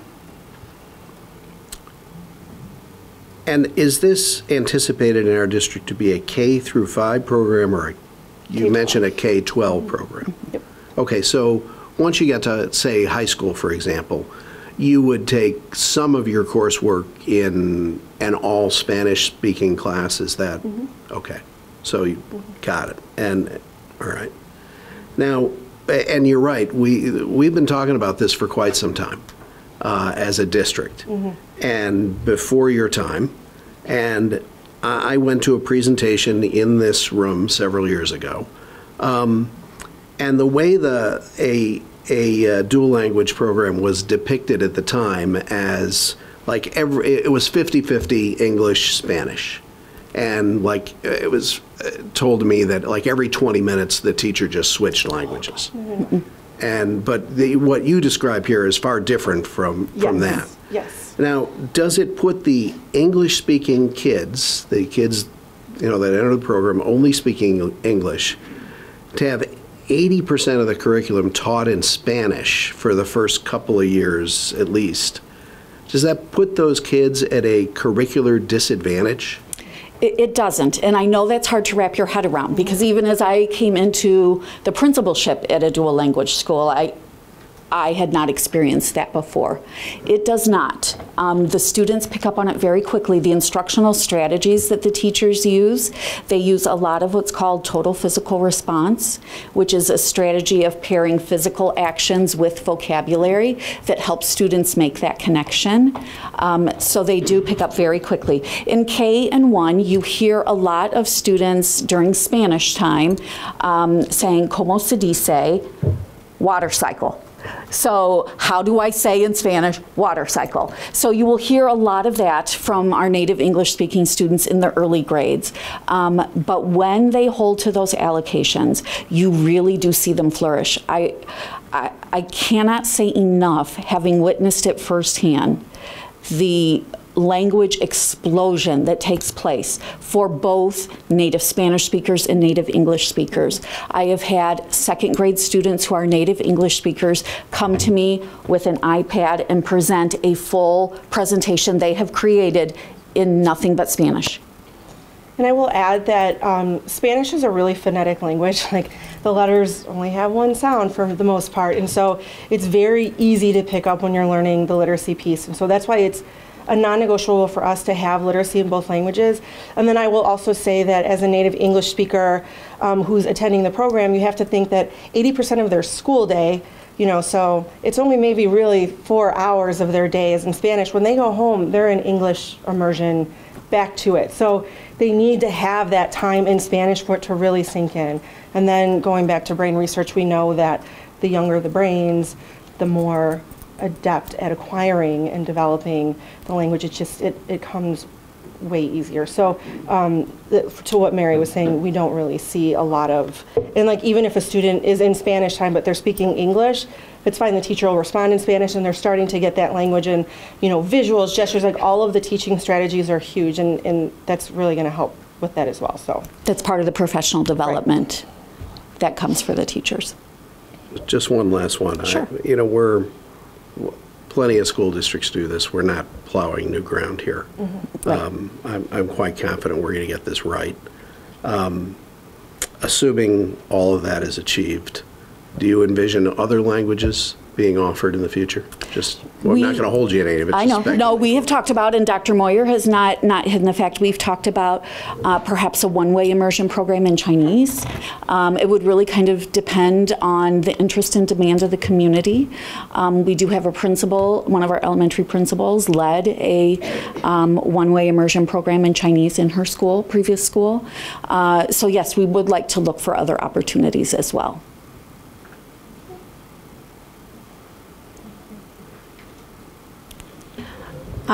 Just a couple things. What happens if you have, so assuming it takes off, because I don't think that's going to be a problem. What happens if you have a really small half-day monolingual kindergarten, like 5 kids? Well, I think then we have to work with the families and ask them what's going to be the best situation for them. I think it's impossible to project, but it's something you would want to bring those families in and work with them collaboratively to find the best solution. And then could you, at middle school, so would they, if those kids are at Fisher bilingual, would they go then to Churchville as their middle school? Like, would you keep them together, or would you have the option of them going to their, if some of, the native, they start off native English, would they go to their home middle school, or what, or do you know yet? Well, you could do 2 things. I have seen in districts where one site, so Churchville would be the site for dual language, and then families would have to determine, do I want to keep them in dual language? Where most do, in my experience, most do, so they do house that in one site. Kind of the benefit of having that in one site is you're able to localize some of your services. So for example, in a dual language program, you're going to need bilingual reading specialists, and that's a real specialized sort of certification. So and coaches that have dual language experience. So rather than trying to piecemeal that, it does help to kind of centralize that. But that's something I think as we look at numbers, how many students do we have from other schools, that then we can work with those families to determine what's going to be best. One last thing. Sure. Professional development, I know you talked a little bit about it. Could you just elaborate what that looks like? I know there are a lot of bilingual teachers, but I would assume they need some additional professional development since the instruction would look different. Yes, absolutely. Ariana, do you want to talk a little bit about that? Yeah, sure. So, it would be ongoing every single year as we rolled up. Those new teachers would get the learning. They would attend the 5-day Biliteracy Summer Institute, and then we would partner to have a coach meet with them on a monthly basis to look at, like almost in their PLCs, to look at curriculum and look at how are things, and to talk about those instructional strategies. So it would be ongoing. Having a dual language coach in the building would also improve that embedded professional learning, but we would continue to work with the experts and with people in the field and make sure that teachers have what they need. If I could go back to this slide, one of the key pieces of professional development is this bridging, because it's just such a critical aspect of it. And so that's an area that we'll really be working with the teachers in how to integrate that. So I'm going to try to go through this a little bit logically to make sure that I get it all. First off, it's optional. Yes. It's not required, right? Yes. Okay. Second, it's new kindergarten students that start, and then you move them through. I think you answered my question to kind of get a visual based on answering Jim's question about what does it look like as well as your examples, but I was having a hard time wrapping my head around an English native student going into 80%. If I looked at, I kept going back and forth on your 80-20 model and your parent option model. How comfortable would I be with that, starting my student off? So I guess my thought is I would hope that the communication with the community in these meetings, outside of the meetings, whatever, there's a strategy to help them with that anxiety, maybe? Yes. I don't know what to say. Uncertainty. No, I think it helps to be able to see it. Correct. And so that's why you said that you would have the modeling at the meeting. We'd have modeling. We'd which is also have important. parents who have lived through it. And then as we create the program, there would be a dual language parent committee, much like our BPAC committee or a PTA, somewhat, not quite, but there would be, the parents would get together and they would also get ongoing learning for themselves as well. So like, it's really important that we have a parent committee that represents the dual program. Okay, so around that, around the parents and around, you said already working with current students with Jane and her staff, and then you're adding specialists, and that's probably why you said posting jobs? Okay, positions, excuse me. We do have quite a few specialists at Fisher already. We do. We have bilingual reading specialists already. Bilingual speech path, bilingual special ed. So we do have a lot of the services already in place. I think we would just need to hire for a couple additional, like the extra classroom teaching. Okay. So with the concept of getting to what Margaret was thinking, and I was as well, is that community of students and families. Of bringing in not only the parents from other districts have gone through the growing pains maybe, or deployment or transition, as well as these teachers to have that input in making sure that we can communicate, written and orally, what they have experienced, and then learn from it for us and for the students and for the parents, right, or families? Yes.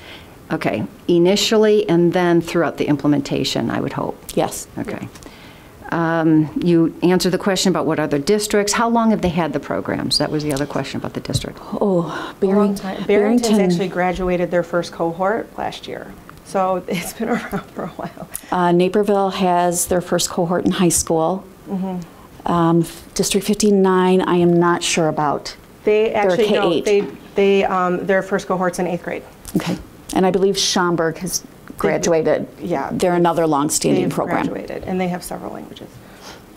Okay. My friends from California actually moved from to go to. So my last question is around the bridging. And I understand now, I have a better picture of how you get the content. But I keep thinking about, as I learned Spanish, is, you know, there's words, and I don't want to minimize, but that's kind of the easy part. But it's the sentence structure and the communicative fluency, putting the sentence structure to have that communication for the presentation. So I'm still not wrapping my head around how that takes place. Well, they get literacy instruction in both languages. And so they're learning how to read and write in Spanish as well as in English. So that's happening simultaneously. And then also during the bridge, they're making those connections of, well, you know, in English we say red door, but in Spanish we say puerta roja, you know, so it's flip-flop. So that's where that bridge is so crucial, because they're learning the differences between the languages along with the similarities and how to do all of that stuff. So that early literacy component is huge. And I hope, I just lost my train of thought, but does that make sense? It does. So that's why it's important to look at the Spanish column on content and the English column on content and hone in on not only the bridging, which is key, which is the learning instructional part, but the language arts is both English and Spanish, and that's what gets to my question about how do you put, okay. Yep. Yes, yes. Okay, a couple questions. One, what are the maximum number of lottery slots? Well, that will first depend on how many of our Fisher families want to take part.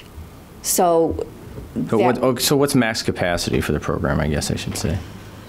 So if we are going to have 3 sections, it would be about 36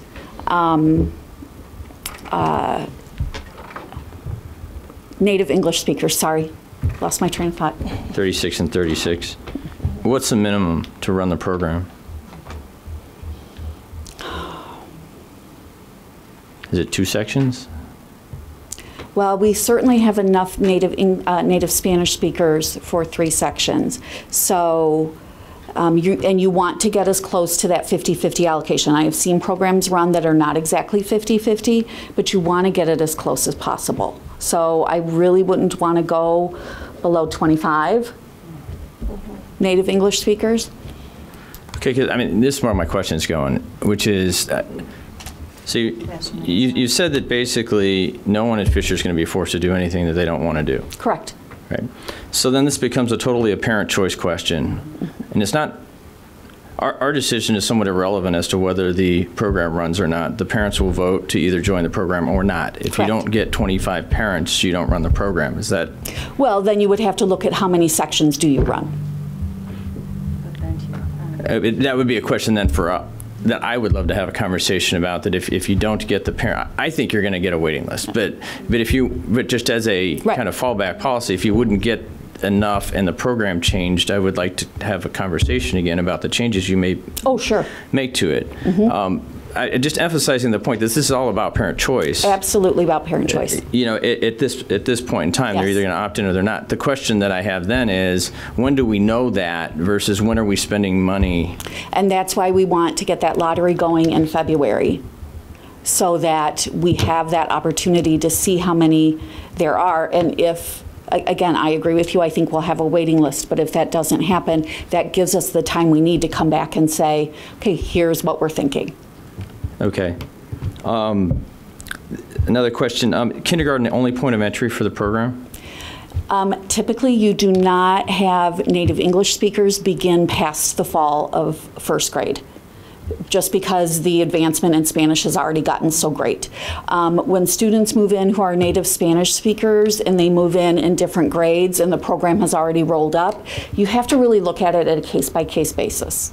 But generally speaking, that still is the best program for them regarding EL and bilingual. Sure. I'm just, when you talk about potential attrition as you go through, is there any way to refill the bucket? Is there a way to test into it or something for? No, sometimes sometimes you have families who move in who have been part of a dual program. You certainly get those phone calls of parents who are looking to move and are looking specifically for districts with dual language so their children can continue. So that could be a way of filling it. Okay. And last question is just, how do I help my kid if I'm not a Spanish speaker? and with second grade math, there's the idea that second grade math is enough that even those of us could figure it out. Right. Although I did take Spanish. So and so we do help with parent resources, Eureka Math. That style of math instruction is the same, whether it's in Spanish or English. So those resources continue. The social studies stories are ones that we know well, and we probably could. History remains do the English same. part of it, yeah. And then that dual language parent committee will also, we could hold workshops. And I mean, so as parents have needs, we would address them. We would want to make sure that you felt prepared to help your kids at home. And thank you very much. I mean, this is very thorough, and I really appreciate the work and the excitement that you guys have, so thank you. Thanks.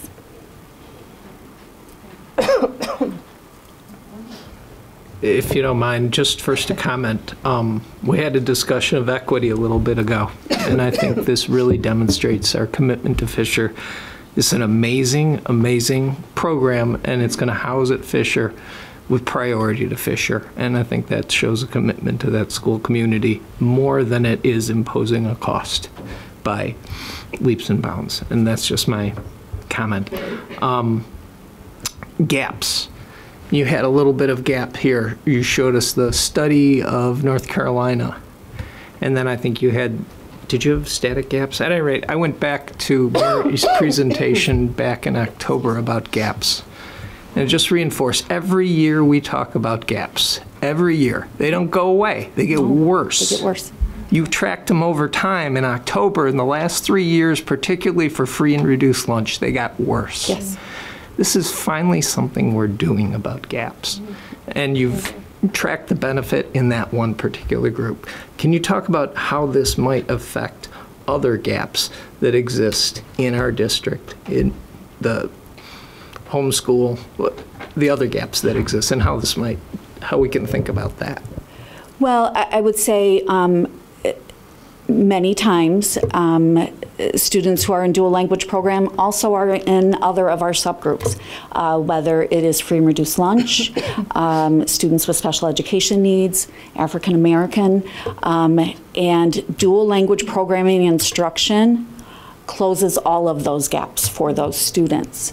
It is a huge opportunity. I I can't say enough how strongly I feel that this opportunity for our kids is finally going to tackle some of these things we've seen year after year after year. I have seen my Spanish-speaking students come in not knowing any English in kindergarten and in 3rd grade qualify for what would be our REACH math program. That's huge. That doesn't happen. Gifted programming has not identified minority students previously. It just doesn't. And this is an amazing opportunity of finally leveling the playing field for all of our kids. Mm-hmm. Thank you. Maybe, John, I was just piggybacking off of that, we could do dual language at other schools. I think it's going to come to demand. Yeah, you won't find an argument from us. It comes to demand. Yeah. If demand demonstrated, that'll be a great discussion. Yes. Where does it go and who gets it? That's a great problem to have. Yeah. Yep. The other question, and maybe you answered it already, and I'm sorry if I'm going to ask this again. How do you add a section and not add FTE? Well, you'll look, again, that also will come to numbers as we look at what students are selected for the lottery from other schools. And so does that shift their staffing a bit? Preliminarily, you're saying there's I mean, we spend an FTE to close these gaps in a demonstrable way, then I'm all for it. Well, right. Because when you think about remedial services in the upper grades, this is our chance to start to mitigate that as well.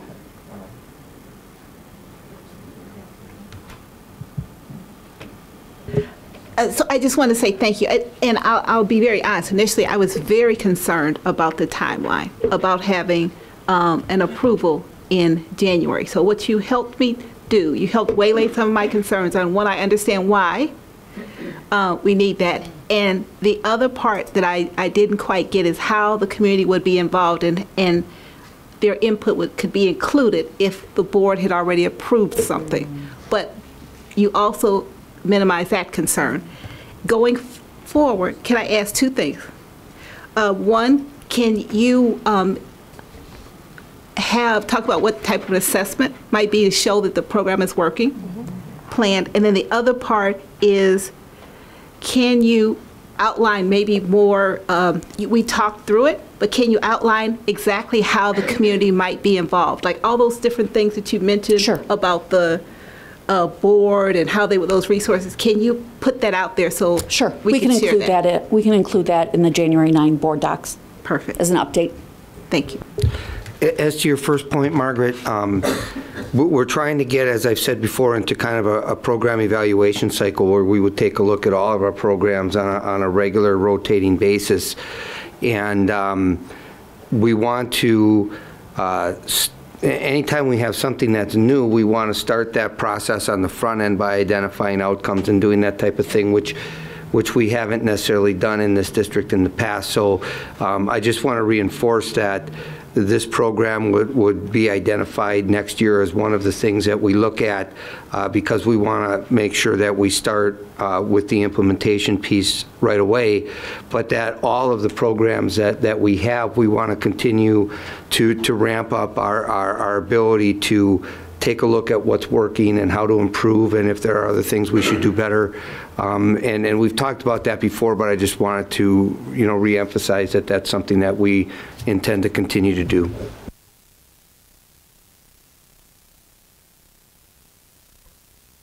Okay, thank you, Mary and Ariana. Okay, thank you for your patience. We have public comments. We ask that you speak for up to 3 minutes and be civil and professional. We ask for that, and up to 3 minutes. And I may have to just remind you gently if we're going beyond the time. So the first name is Mike Grant.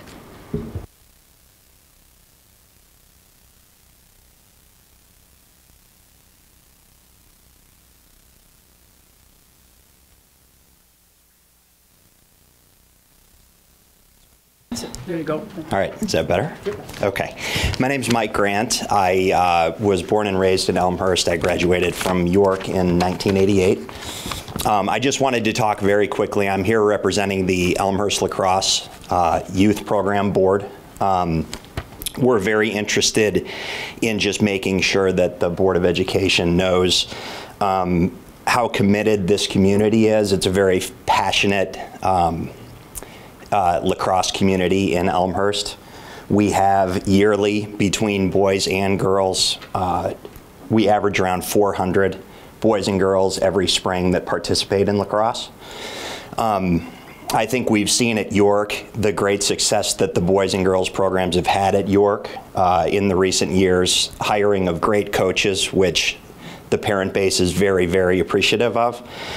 And we just want to make sure that funding, now that lacrosse is a sanctioned sport by the IHSA, that funding for lacrosse at the high school level is treated like the other sports, where it's a fee-based program and it's a funded program by the school district. It was interesting today as I've listened to the ICLA presentation and a couple of the comments about stress, trauma, the digital future that our kids have.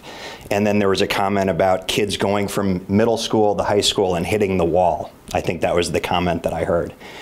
And there's really, in my opinion, nothing that helps kids be included and help their stress levels than participating in after-school activities, whether it's drama or art or sports.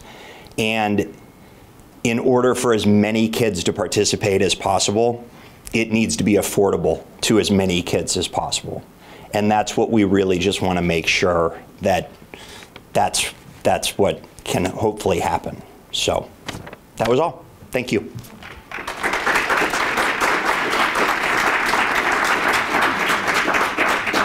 Thank you. Jan Dorner.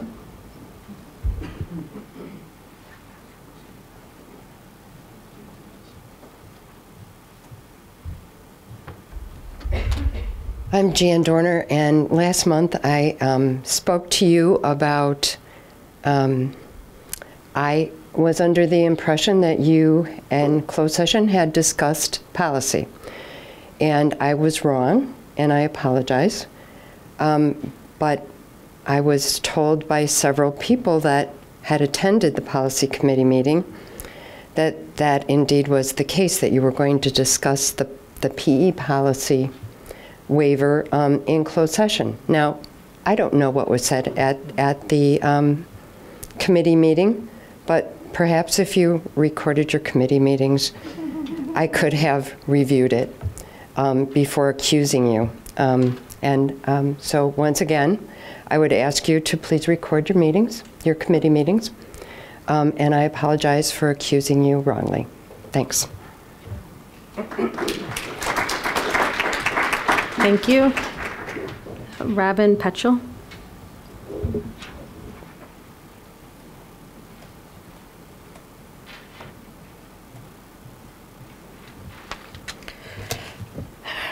All right, a few of my questions were answered tonight. I'm obviously here to talk about the dual language program at Conrad Fisher. Again, I had to change a bunch of my things because a few things were addressed. A few things were not, however. First is future year options. If you looked at slide 16 of the dual language presentation where it says parent options, it only discusses kindergarten options. I see nowhere in this presentation what future grades will look like and what the options will be for them when this plan is fully implemented.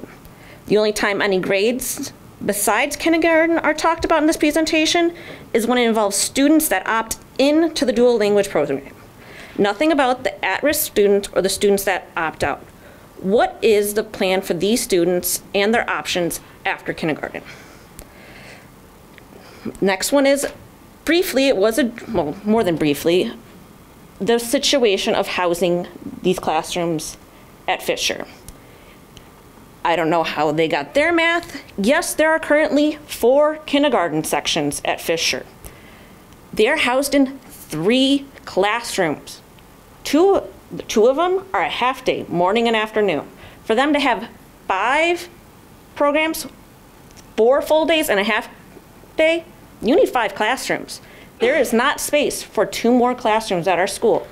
And even if there was, You will need to keep adding 5 sections each continuous year. Are we getting a new school?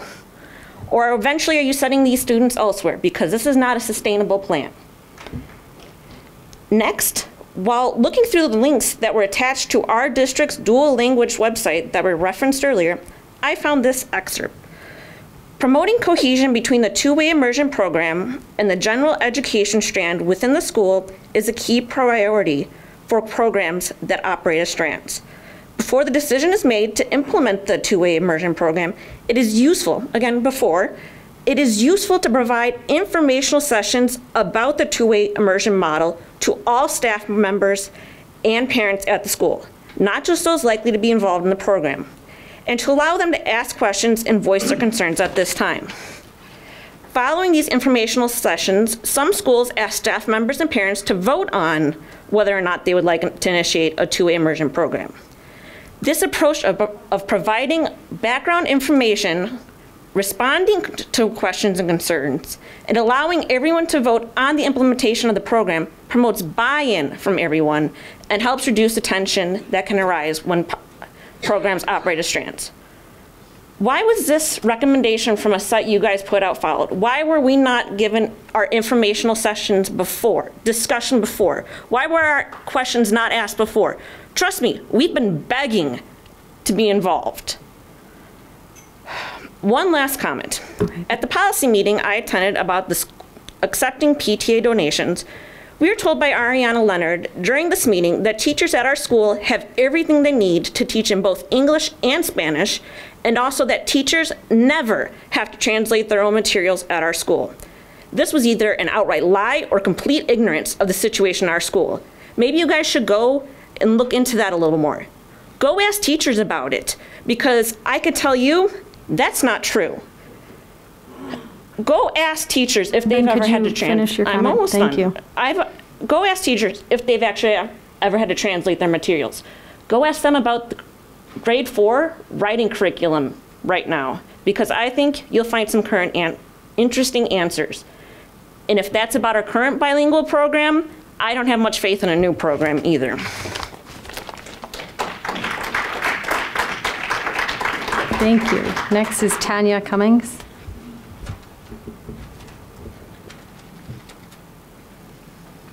I am Tanya Cummins, another Conrad Fisher parent. I was pleased to see that the plan was revised since it was sent to the teachers, but it seems very rosy and full of ideas but lacks long-term details. And since there will only be parent meetings after it's been approved, I'm going to take this opportunity to ask my questions since it might be my only chance. But first, I want to point out that Fisher's nothing like Naperville or Barrington. Maybe the rest of Elmhurst is, but Conrad Fisher isn't. Maybe those aren't the best examples of how this would work. Maybe Moline would be a better comparative district. Here goes the questions. Why hasn't there been a community meeting at Fisher to discuss this prior to being brought to the board?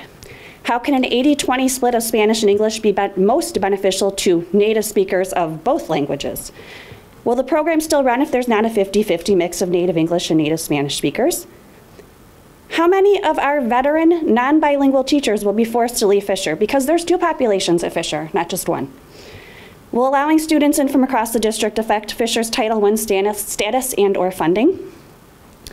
Can more specifics be provided regarding the cost of busing being covered by state TBE TPI grant money? I called the Illinois State Board of Education Division of English Language Learning, and per our conversation, which they were very interested in, that grant money could only be used for students who are already identified as ELL. So are we encouraging more ELL students, or is it non-transparency about what the anticipated cost would be to cover the busing of non-ELL students? If dual language is such an important and beneficial learning opportunity at the elementary level, then why is it being proposed that students can opt out of foreign language at the middle school level?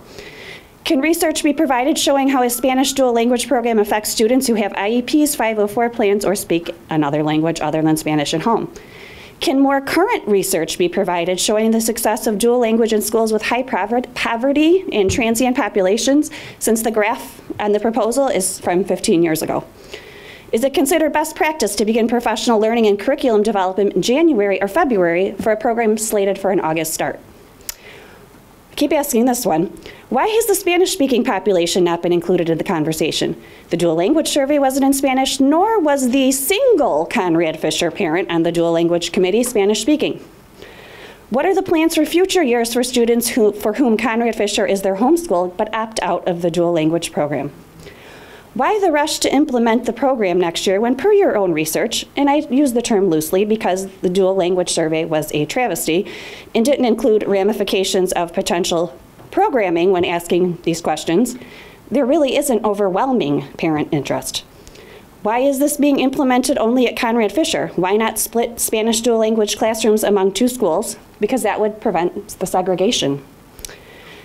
Where will the additional students be housed, as there are no empty classrooms at Fisher? We have 3 sections of kindergarten. The proposal is 5. I asked this specific question on Friday and was told, in fact, there is not room. And given the very recent history of cutting sections of classes, it's a real and valid concern that space will be made for dual language by cutting sections of other grade levels. I think the district banks on the... Could you finish your comment, please? Yeah, I will. Thank you. The district banks on the parents at Conrad Fisher to be less involved and less aware and treats us as if you know what is best without deigning to ask our input on something that will impact our community in such a dramatic way. And what I'm asking is that the board not vote on the dual language proposal in January and instead take time to get answers to these questions and strongly encourage the district to have informational meetings at Conrad Fisher and only then consider a vote.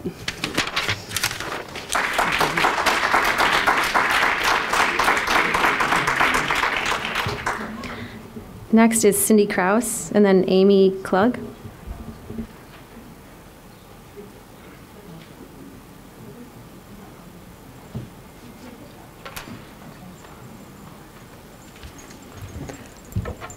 Hi, good evening, and thank you. I'm speaking as a parent, a community member, and a teacher, and I'm changing the subject, obviously. I teach band at Churchville, Conrad Fisher, and Emerson, and I wanted to say, first of all, we moved to Elmhurst in 1994 specifically for the instrumental music program and its reputation here in Elmhurst. My own 4 children went through the orchestra program at Fisher, Churchville, and York, and played from 4th grade all the way through high school. My biggest concern is the choice versus opportunity, which I know you heard a lot about last month. And I want to, using that, I want to talk about historically, 30 years ago, band and orchestra went to the morning, as it is now, because the administration at that time wanted to make sure that students didn't have to make that decision and wanted to make sure that they didn't have to make that choice between unified arts and band and orchestra. At that time, language wasn't even a consideration, and choir was a club that met after school. My biggest concerns about putting band, orchestra, choir during the day right now is that if it was, and these are things that were not put into the slide presentation, so I just want to bring them to your attention, that it was mentioned last month that the groups might be split and not kept as 6, 7, 8. Now that may work very well for some of the ensembles that meet as they currently are, but some of the groups are really small. For example, Churchville Band is only 64 people. But if you split that into a 6th grade group and a 7th, 8th grade group, some of those ensemble instrumentation needs may not be met. For example, if I had a 6th grade band this year, I wouldn't have any percussion in that band. Now that wouldn't be very sustainable. It would not give those children a very authentic experience. And my band would not be the only ensemble to meet those kind of insufficiencies, and it wouldn't necessarily be just at Churchville. The other issues would be that some of the other directors and some of the other ensembles might not be given the flexibility to give their students the best split differentiation that they may need, either depending on the year and the groupings that may be needed from year to year depending on their grade level needs. Another thing to consider would be the rehearsal space that might be needed, or the rehearsal space that might be needed as we get ready for concerts, as we might need the stage, or in the case of Churchville, the gymatorium, because we don't have an auditorium. And not that that's necessarily a bad thing, but it's the way it is. The other thing we lose is our mentoring, and which also increases rigor and the transformed mindset that's talked about. Also, the technique classes that were mentioned last month. Currently, we have 6 per day, and with the new schedule, it might go to 4 per day. So instead of missing a class 3 times this semester, it would be more than that. And also, our time in the middle schools would be more than 2 or 3 days a week. So that would also impact classes. And it would also create an issue with elementary scheduling. So it's going to be created more than that also. Finally, other districts also see Elmhurst music program as a model, and families do move here for our Grammy Award-winning program. Please be thoughtful about how your decisions will impact the students in every ensemble at every school to provide an equitable experience for all. Thank you.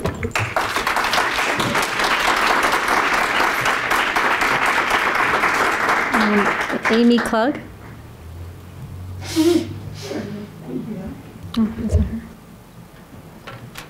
Good evening. Happy holidays, everybody. My name is Amy Engstrom Klug, and I'm here representing the lacrosse community. And I would like to begin by saying thank you. So this is no small task, balancing the needs of a community, particularly a demanding community like ours. My mother-in-law was president of the school board up in Minnesota for years, and I saw firsthand what she tried to do up there. And as for me, in my youth, I was the chairperson of the Student Advisory Council to the State Board of Education, and there we had to balance the needs of many with limited resources in any instance. So I'm not here to ask for anything. I'm not here to tell you that lacrosse is special. Honestly, lacrosse is no more deserving than any other sport. But at the same time, it's also no less deserving. And because it's no less deserving, now that it's an IHSA, Illinois sanctioned sport, I'm simply asking for you to give it the same kind consideration that you would any other sport. So to fairly and equitably support it, just like any other sport. Because if not fairly and equitably, what gauge and barometer would we use? Would we decide based on the number of championships, the number of students involved, how rabid the fans are, because I put these guys up against most, the number of participants, the cost to insure a sport, to field it, to transport it?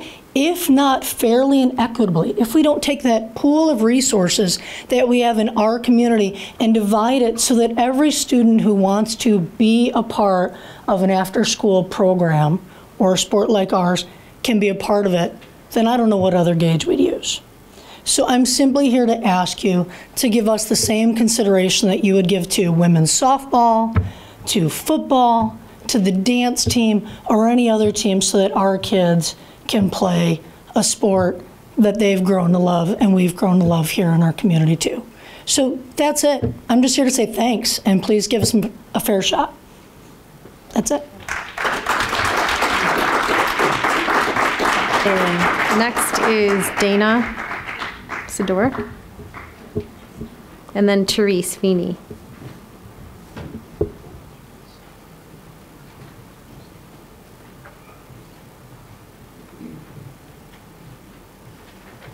Thank you. I'm impressed that you pronounced my last name right. So thank you for that. My name is Dana Sidoric.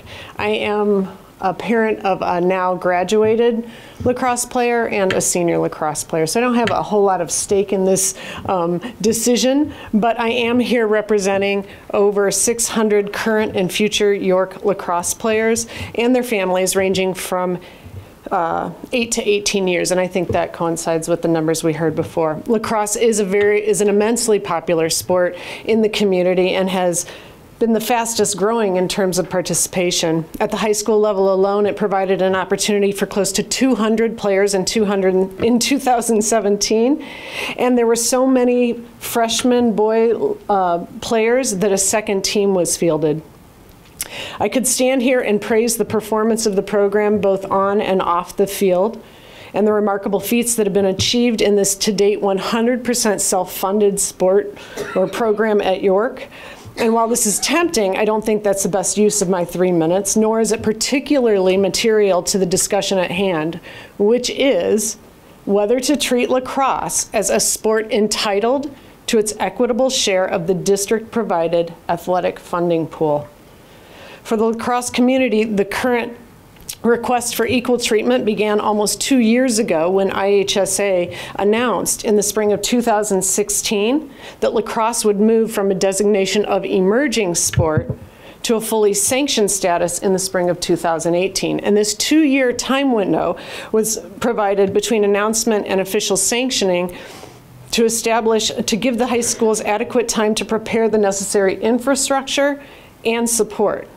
We have the expectation that this has occurred in District 205 just as surely as it has occurred across the rest of the state. The lacrosse community initiated recent discussions on the program funding with York administration the week after the announcement in 2016 and has continued to pursue this subject through appropriate communication channels. In absence of concrete confirmation that district funding was imminent, the board was contacted directly in September of this year. We strongly assert that lacrosse is deserving of an equitable share of the athletic funding provided by the district. We understand the district is currently undertaking analysis of lacrosse. We trust that this analysis is a question not of whether to support lacrosse monetarily, but rather how to accomplish this equitable funding in time for the coming spring season. If this is not the case, we would greatly appreciate an explanation of how this inequity could possibly be deemed acceptable. Thank you for your attention to this topic. We are excited to have all the decision makers in one room, and we look forward to a solution that affords lacrosse equal treatment at York amongst the other IHSA sanctioned sports beginning this spring season. Thank you again for your time.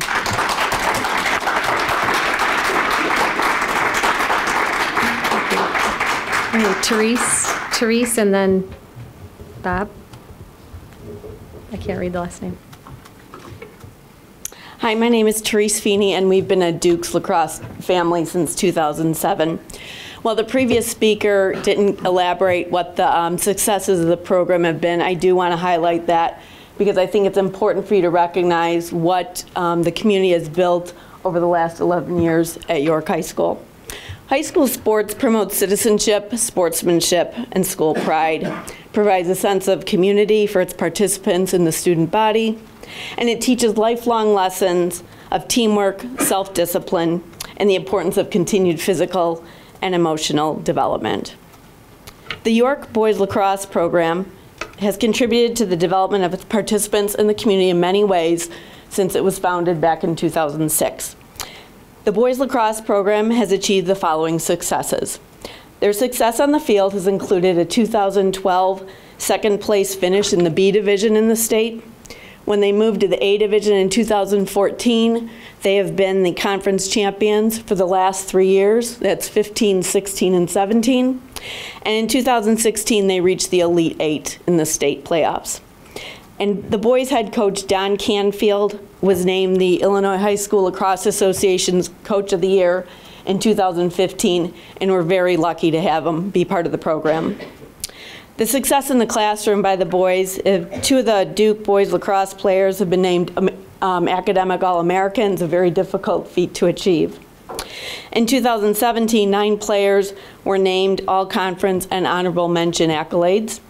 And a current player, Tyler Sidoric, is a 2018 National Merit Commended student. The success in college has continued for some of these boys. Since 2010, over 26 boys from the program have gone on to play college lacrosse. In 2017 alone, 9 players were committed to play college lacrosse. And for many of these boys, participation in college lacrosse has influenced their acceptance to the schools as well as their financial aid and scholarship packages.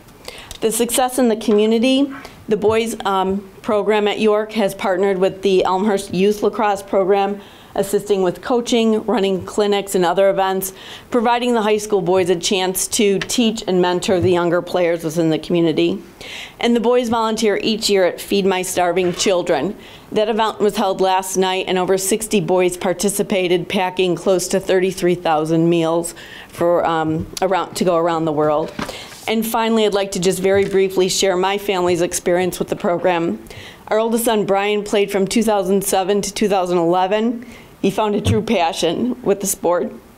He continues to stay involved in it, in refereeing high school and college lacrosse in the state of Michigan. And our youngest son, Brendan, is a junior and currently plays, and his love for the sport is contagious. And I know he's excited for this year's season. The York Duke lacrosse program has taught our boys teamwork, a commitment to their passion, Reese, sportsmanship. could you finish your comment? Thanks. And finally, I really would hate to see other families not have those same experiences because of financial hardship. Thank you for your consideration and your time this evening.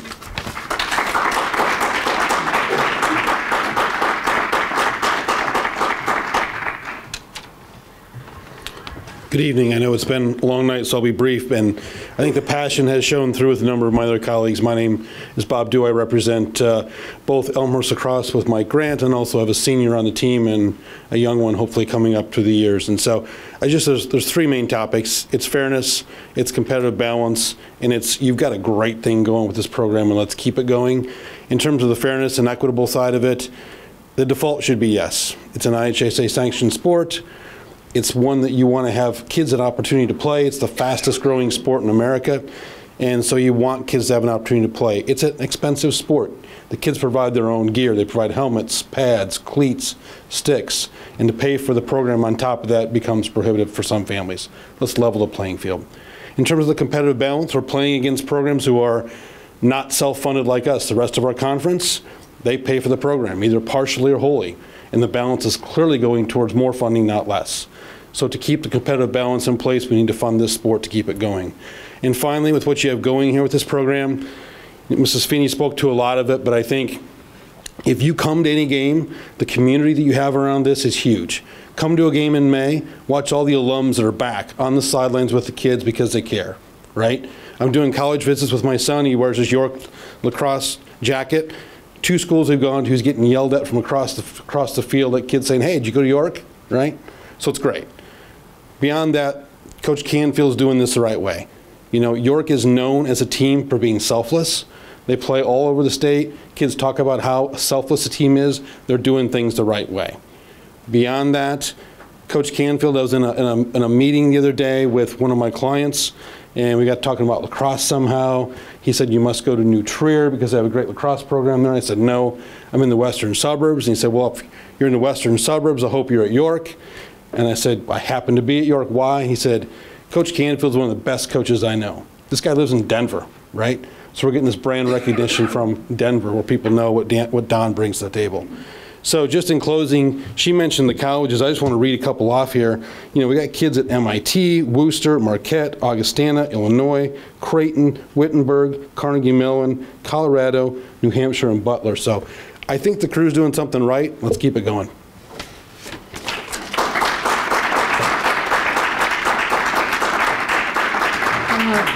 Pete, is Pete here? Pete DeCiani is next.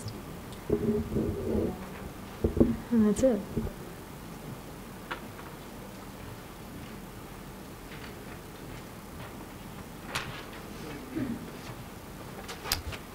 Good evening, everyone. My name is Pete DeCiani. I'm actually here to speak about item 11B, which is the middle school reorganization.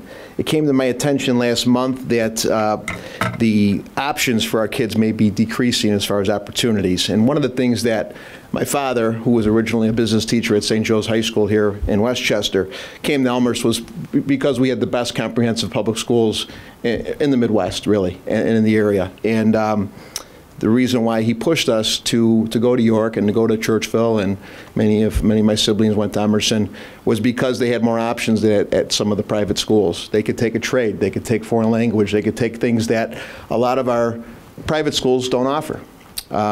With that, I was blessed to be part of the Unified Arts program at York, and I studied all the different vocational programs. And as many people know, I started my printing business right out of York High School at age 18 to pay for college. So my concern with limiting access to programming that will take away the opportunity to allow our children to explore and actually have, for the first time, the ability to see what a trade is, whether it's drafting, whether it's family and consumer science class, whether it's culinary, whether it's graphic arts, whatever that curriculum might be. This is their first time to actually explore and get a feel for what they may like, maybe what they don't like. This is an opportunity for kids that may have learning disabilities to blossom. Kids that might not do traditionally well in traditional math, English, science classes, but they work well with their hands and their brain. This is an opportunity for a guy like me that was in the top 5% of his class to take the math, English, and science and actually apply it in a real world way and make a living at it and employ people. So my concern, again, having been a runner, having played the saxophone, having learned Italian, and having learned a trade and going to business school, is that I want as many opportunities for these kids that are available to remain available. And to me, that's very important. As an elected official who represents this community, my phone has been ringing. As a county commissioner who's the vice chairman of economic development, I could tell you that there is a huge demand of technical positions that are available and growing, because we have a skilled labor force that's retiring, and we don't have a lot of skilled labor coming out of school. Kids are not taking vocations. A lot of the schools that are, have limited vocations, and that's a big problem. At York, nearly a third of our kids are taking vocations because they want to take them, and they fulfill a requirement. And these kids are doing great. We've got more kids enrolled in York in vocational ed than we do at Technology Center of DuPage. So homeschool is important, that we keep the unified arts in our middle schools, where they actually get the first taste, and then at our high school. So in closing, my pitch to you is to really keep District 205 a comprehensive district, whether people are college bound or they're going to a trade or vocational school, or anywhere in the middle, that they have the life skills and the first touch in middle school, and that opportunity to see what it's like to actually work with their hands, work with their mind, and apply math, English, and science in a vocational way. So I appreciate your time, and I know this isn't on the agenda for a vote. I think it's on just a discussion item, but please consider that in your vote when this does take action. Thank you. Thank you.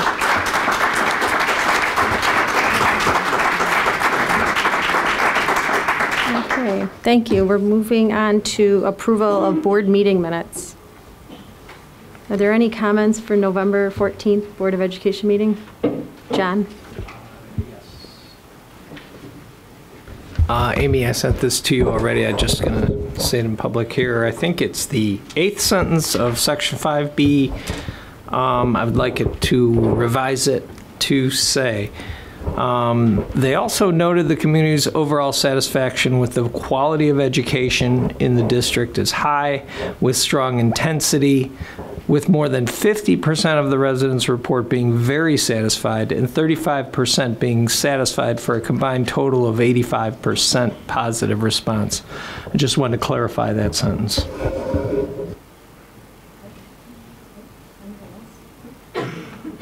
Any other comments? Okay, you have that revision? Yeah, I'll make that before it gets posted. Moving to consent agenda. Items A through G. Would any board member like to remove an item from the consent agenda? Okay, hearing none, I need a motion. I move that we approve the superintendent's consent agenda items A through G. Second. Okay, moved by John, seconded by Jim. We'll do a roll call vote. Mr. McDonough? Yes. Mr. Collins? Yes. Mr. Bloom? Yes. Mrs. Stufen? Yes. Dr. Harrell? Yes. Mrs. Caforio? Yes. Mrs. Opner? Yes, that's 7 ayes, no nays. That motion passes. Superintendent's action items. First action item is approval of the levy. 2017 levy is a proposed increase over 2016 of 4.9%.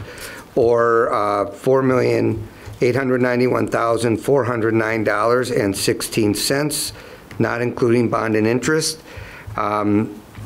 This is indexed to CPI plus new growth, which was explained, and the actual levy is higher than what we expect to collect to make sure that we capture all new growth, but we can only collect what's legally allowed by law. And so Chris went through all of that. This is the approval as is required in December by law. So we recommend that you approve the resolution for the 2017 certificate of levy. Is there a motion? I move that the Board of Education approve the resolution for the 2017 certificate of levy. Second. Okay, moved by John, second by Kara. Any discussion? We heard from Chris earlier during the public hearing. Okay, we'll do a roll call. Mr. McDonough? Yes. Mrs. Caforio? Yes. Mr. Collins? Yes. Dr. Harrell? Yes. Mrs. Stufen? Yes. Mr. Bloom? Yes. Mrs. Ebner? Yes, it's 7 ayes, no nays. That motion carries. Donations. Okay, we have 3. The first is Brian PTA has offered to donate $3,100 as the 8th grade class gift to purchase a TV for the cafeteria. A Churchville parent has offered to donate $1,675 to Churchville for equipment for girls, boys basketball and volleyball programs. And the Field PTA would like to support students at recess through the purchase of a buddy bench to replace one that has been broken, and that is at the cost of $540. So the recommendation is that the board approve acceptance of donations for Bryan, Churchville, and Field in accordance with policy 880, gifts to the district. Motion.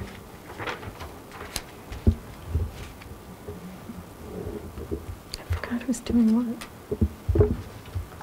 Go ahead. That the Board of Education approve acceptance of the donations for Bryan, Churchville, and Field schools. These donations are accepted in accordance with policy 880, gifts to the district. Okay, is there a second? Okay, moved by Karen, second by Chris.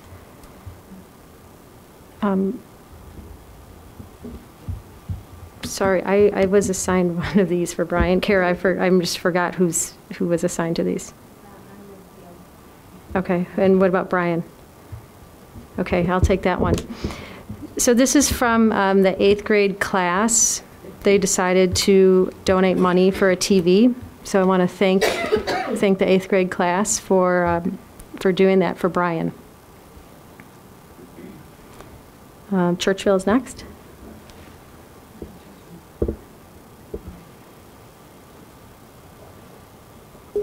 All right. So we want to thank the Churchville community for helping out the students there, specifically for purchasing equipment for the boys and girls basketball and volleyball programs. These are all extracurricular programs, and it's a generous donation, so thank you. And thank you to the Field School PTA for supporting your kids with the purchase of a buddy bench. Thanks. Go ahead. Mrs. Stufen? Yes. Mr. Bloom? Yes. Mr. McDonough? Yes. Mr. Collins? Yes. Mrs. Caforio? Yes. Dr. Harrell? Yes. Mrs. Ebner? Yes, 7 ayes, no nays. That motion passes. Superintendent's communication. First item, one Freedom of Information request was received requesting specific invoices and was granted. The second item is a holdover from last month. I just wanted to briefly highlight that Michael Fullen, who is an international leader in school improvement and change leadership and modern pedagogy, was in our district as a special guest, and We hosted an in-house administrator academy, which we do for our people every year based around some of the themes that are important to us at the time. And in this particular case, we extended the invitation to other districts, and we had a total of 7 districts and over 125 administrators, instructional coaches, teacher leaders, et cetera, from the suburban area in Elmhurst. And Dr. Fullen was awarded the Order of Canada in 2012 and is a very prolific author. And so I just think it was a special event for us in Elmhurst, and I wanted to publicly just report and explain that that event was successful. The next item on my communication is related to the property tax freeze. In November, the House, this is Illinois House, passed a property tax freeze. The Senate did not bring it to vote, but it is expected to resurface in January. And if it were to pass, the first year Elmhurst would lose, District 205 would lose access to over $1 million in its levy. The second year, over $3 million. So a 2-year total of over $4 million. I gave some information as to what that translates into in actual dollars. Our annual athletic budget, not counting fees and revenue right now, is $1.4 million. It could potentially impact class sizes. It could potentially impact elective offerings at the high school. Now, we have a fund balance. We have the opportunity to brace for that a little bit, but at the same point, continuing to go into fund balance is not sustainable. And so the prospects of a tax freeze would definitely be impactful to Elmhurst, as we will really not receive much benefit from the new state funding formula at all. So there's more details in your packet, but I have been trying to explain to people that that is more likely than not, we think, going to happen in January, although you never know. And so I guess we'll see. Chris? Can I follow up on what Dave said? I think Dave outlined the issues that and the impact that that could have on our district. There were two things. One, Dave did bring up that we have been maintaining fund balance because the state is such a mess, and things like this could happen, and looks like they might, in addition to pension shifts and the other things that they're going to have to deal with. This is just one thing, and it's important that we have enough runway to deal with it without making drastic cuts the day it happens, and that's why we have fund balance. Second, and just to know, I mean, the way I understand the legislation now is it's a property tax freeze that could be overridden by a vote of the community to restore the funds. And so I think that the first thing we'd be doing is having a conversation with the community about putting a referendum on the ballot to restore those funds for Elmhurst should the state pass that. So before anybody jumps out of any windows, hopefully we have enough runway to have that conversation to get that done. We believe that Elmhurst is a community that believes in education, that would give us back basically what they've been giving us all along, and not haircut it. So I just wanted to give a heads up that would happen. That would probably be the plan of attack, or if it indeed somehow passed in January. Just to give a little context to it, our current situation under the Illinois tax cap law is that we can't levy any more than a CPI increase. And Jim, the CPI expert, what have we been averaging? Chris had it. I'm sorry, Chris. It's 2.1. 2.1? Well, over the past 5 years, over the past it's far less than 2%. All right, yeah, at any rate. So the thing that it's trying to address is that the CPI, well, CPI plus new growth, which shouldn't affect a homeowner's tax bill, is to take away CPI increases. We think it's drastic response that does more damage than it benefits people, and that after seeing the presentations about this at the III conference, I came away with the idea that there's a narrow group, but definitely a needy group that needs some tax relief. This is a sledgehammer that takes out the financial underpinnings of our public schools, which supports our property tax values. And therefore, I'd urge urge your lawmakers to go out there, get a scalpel, not a sledgehammer. Help these people that need help, but don't do the damage of removing the one small increase we have in our funding sources, which is CPI. Thank you. Then I just included in your packet an article that appeared in the December School Administrator. I submitted it, and it's based on the work of our team on what we've been doing with instructional rounds. You've heard me suggest that we've been presenting on this around the state this fall. The article is called Creating Coherence with Instructional Rounds, and it is included in your packet. So I would highlight that just to celebrate some of the things that we've been doing to improve learning and instruction in our district. And then I will turn this over to Dave for a quick update on the middle school Chromebooks. Thank you. Just wanted to mention that just more of an informational piece that as the mobile learning implementation evolves over time, and as we mentioned last spring, the plan for this year for middle schools was to allow students to take the Chromebooks home and have access to that technology 24/7. And so the middle schools and I have been working together to put that implementation plan together for students to be able to take the Chromebooks home starting with semester 2. And so that will happen, as we discussed last spring. And also, in order to communicate to parents, I think the schools have sent 1 or 2 communications home electronically, but we've also had, on December 4th, the parent information evening. And of course, we knew that not every parent would be able to make it, so that's been recorded and posted on a website along with other information for the parents to access, and that's being promoted through the schools and also through the social media channels as well. And it's on our on the district homepage. So we're trying to provide as much information to parents as possible to answer their questions, and students will begin to be informed of the details and provided with training information and expectations and things like that will start in the second semester once they get back from winter break. So if you have any questions, you can let me know. Okay, thanks. Okay, board communications. Lacrosse is the first item.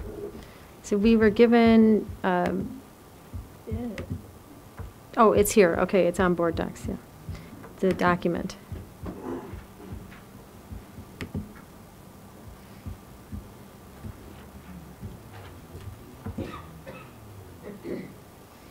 Okay, so we were given a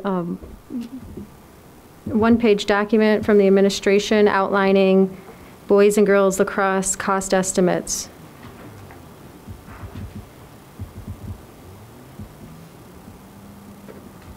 Did anyone have any board members have questions about that document?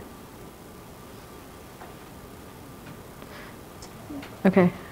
So I guess the question is the recommended fee is $175 for boys and girls lacrosse. And I guess what I'd like, oh, go ahead. Okay, what would be helpful for me and maybe some other board members is how that dollar amount was, how we came to that dollar amount.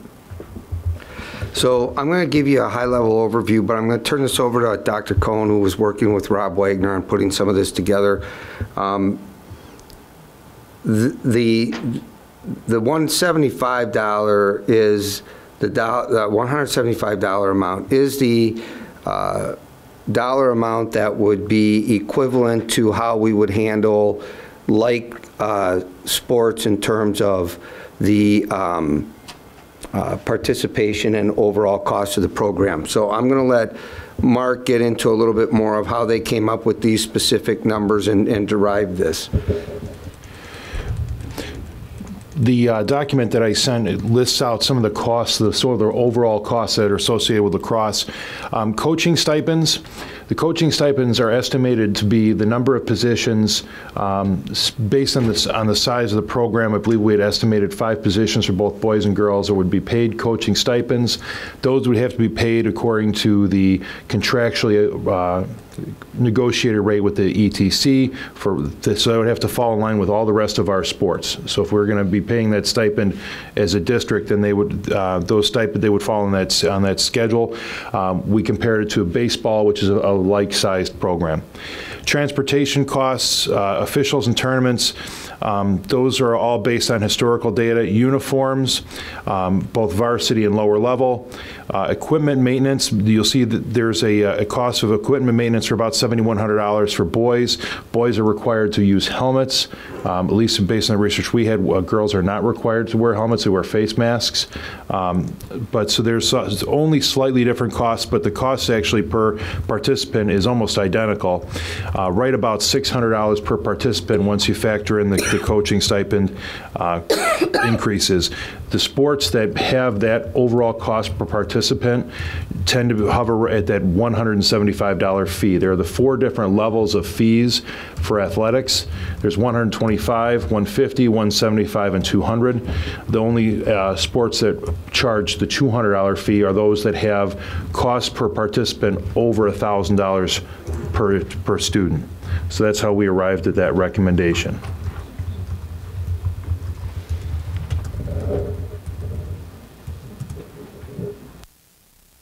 So I was just going to say, I think the question ahead of us, and I'll say as we were sitting here talking, something buzzed up about, I think it was Larry Johnson just announced that he has CTE, which really scares me, and it scares a lot of parents as it pertains to football, and lacrosse isn't a heck of an answer to that. I think a lot of the growth, and you guys have all experienced it maybe because parents don't want to put their kids in football, and it's a great alternative there as well. So I just think the support for that sport is fantastic. The question in my mind was just this year or next year. We have approved fees for all the other sports in our ordinary cycle last spring. So changing the fees for those sports now would be off cycle and would require us to communicate to the parents of those sports that something had changed. We definitely can do that next year. I think we should review how we fund our sports next year, and lacrosse should be part of that pool. Then the question is, what do we do this year? And I'll just speak my opinion now as we're sitting here you know, as many of you hopefully know, we're running a deficit this year, created in large part by an expected surplus from a TIF, according to an agreement that wasn't honored. But that said, fortunately, in recent days, I think there's been some positive movement by the city in acknowledging their obligation to live up to that agreement, which gives us some perspective for some revenue that could help us offset the cost of this. I think ultimately the cost the first year is about $100 grand, if I read this right, if you offset the fees and the cost. So, you know, again, next year you can put it in the pool, you can redivide the load if that's the way you want to do. We can examine fees to everyone else. This year the question is, it's going to cost us $100 grand on top of our deficit. If we can get some of that revenue from the city, we have some fund balance, then the question is, can we do this? And in my mind, I think we can. So. At 100,000 minus the fees. No, it was 135 and minus the about 30. And you know, I think we set it at a level that was equal to the other sports. Again, in fairness, I mean, we could have picked a different number, but I think that next year we'll talk about distributing that more equitably across everybody, the cost of the program, because I think given the deficit that we have, we're going to have a fees discussion for activities. So that's a bigger discussion that we need to have more time to take, but right now we need to deal with this year's issue.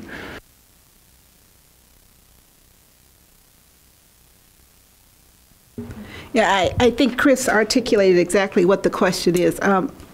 Obviously, lacrosse is it's a growing and popular sport. I heard a lot about the boys' team, but I know personally a lot about the girls' teams and all the success that they have had and how they are very encouraging and supportive of each other.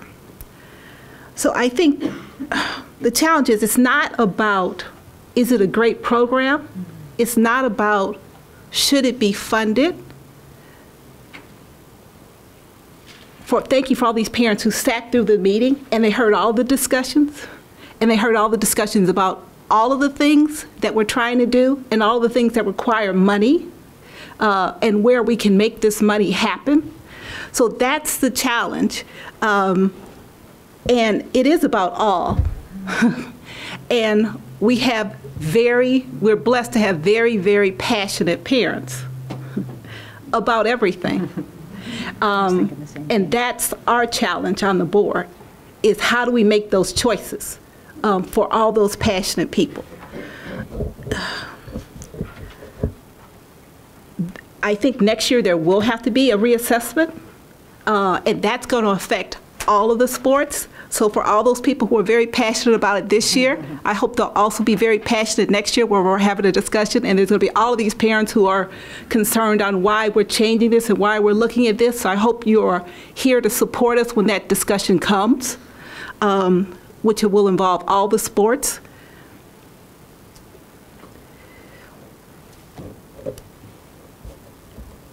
So I believe that we can make, this is my thought, that we can make an exception for this year.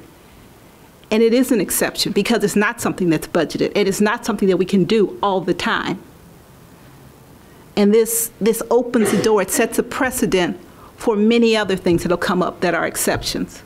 And we can't do every exception. But I believe we can do something this year based off this number.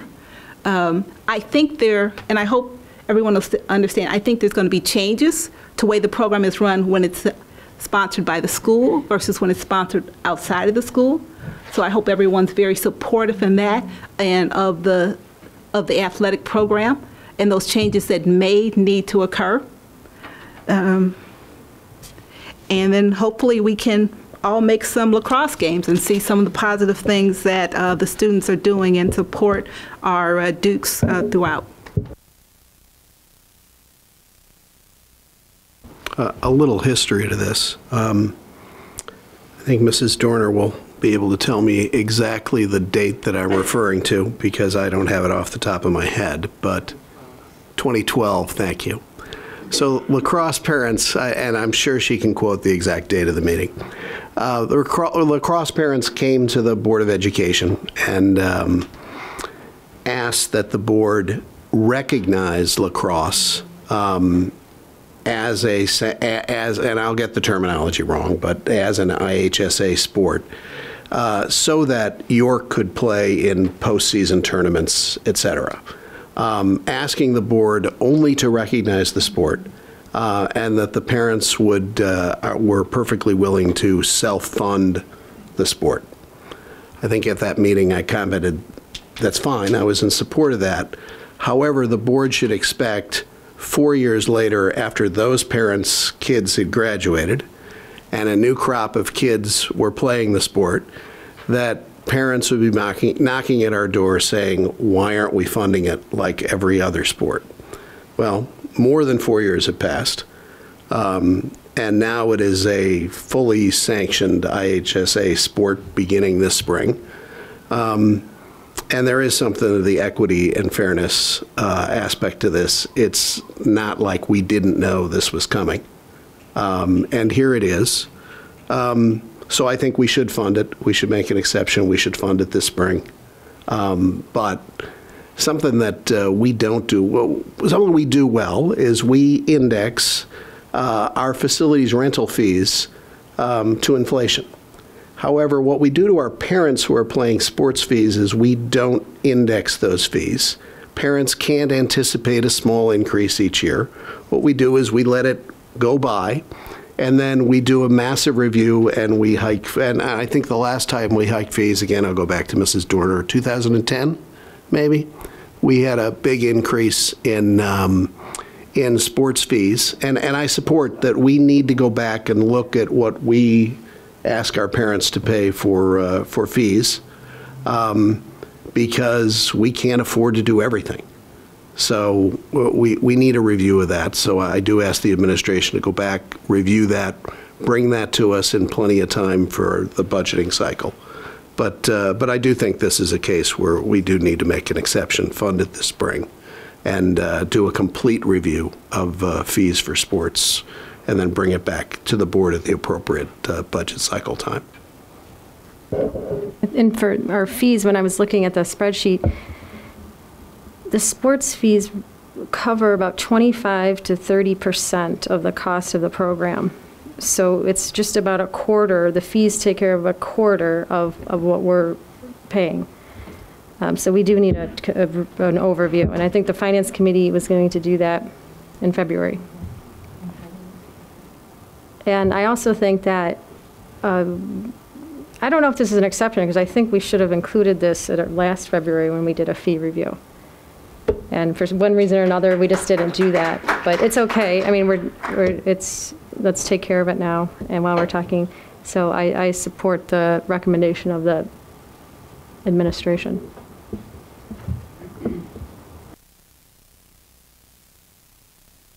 My only comment would be, if we'd known about this sooner, what would we have done?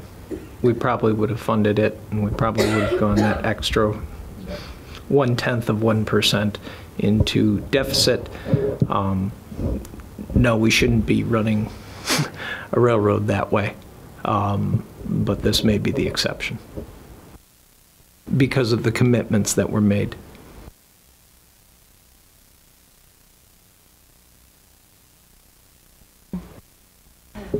The only clarification I would make is not commitments that were made, but expectation, and that's how it was set up.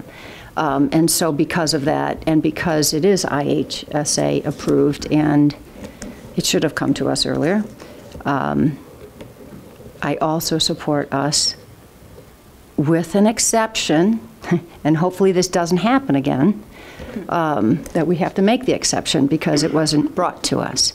And appropriately. To Mr. Collins' point about review, and Mr. Bloom's point about reviewing the fees, I think that we need to, but specifically to Mr. Collins' point is, we need to index them because the cost of our employees goes up every year, which is part of our cost that goes up, and that's why everything is more expensive for us. So I think I support that review and that piece of it for our discussion.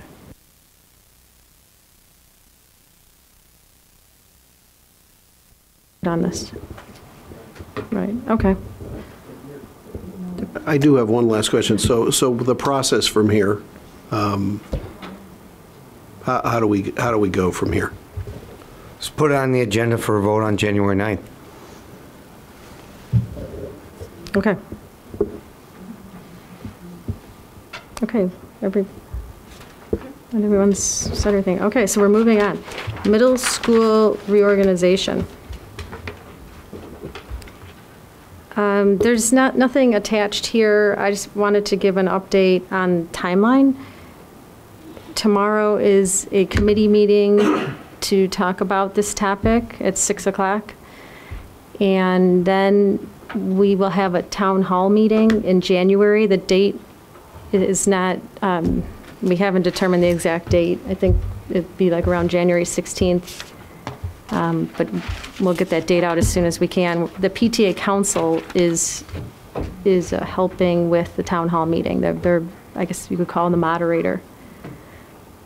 So they'd like to help have parents have a chance to, if they didn't have a chance last year, they have a chance to voice their opinions, and I guess we'll just go from there. I just wanted to let the board know those two upcoming dates, tomorrow and a town hall meeting in January. I hope this is okay to publicize. I wanted to thank the middle school principals and staff for inviting us board members to go to their buildings to see this middle school implementation so that we can see it firsthand and get a better sense of deciphering, what's happening and what we're hearing. So I wanted to thank everyone for supporting that. I just wanted to say, because I have a middle schooler, an acceleration survey went out to parents. This was it Monday? Monday and today. So thank you to the administration for putting that out and for parents to remember to fill that out and give some feedback on acceleration from their point of view.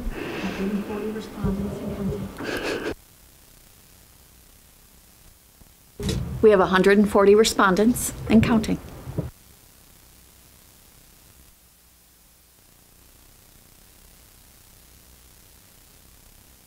what's going to be the format of tomorrow's meeting? Is there going to be an opportunity for public comment, or is it board? Is it the feeling that public comment will be done in the town hall? There is opportunity for public comment at every one of our meetings. Okay. So yes, there will be. I'm hoping to make it a productive, fairly interactive session, so that we, so we can. We've received enough letters. We've heard a lot of public comment about this topic. One thing I'd like to do, and I've sent to Dr. Moyer, is my perception of what I've heard and read so far, and what parents' suggestions are for the program. So I'd like to review that tomorrow night. And I encourage, Dr. Harrell cannot make it tomorrow, so I encourage other board members to attend. Otherwise, it's just Carrie and I. Oh, you need company. I appreciate that. I think there's a lot of information out there, and some of it doesn't seem to quite match what it is we're being considered. And so that sort of thing at the very top of it could go a long way. What's in, what's out. That's what I'd like to see happen, and I'll be there.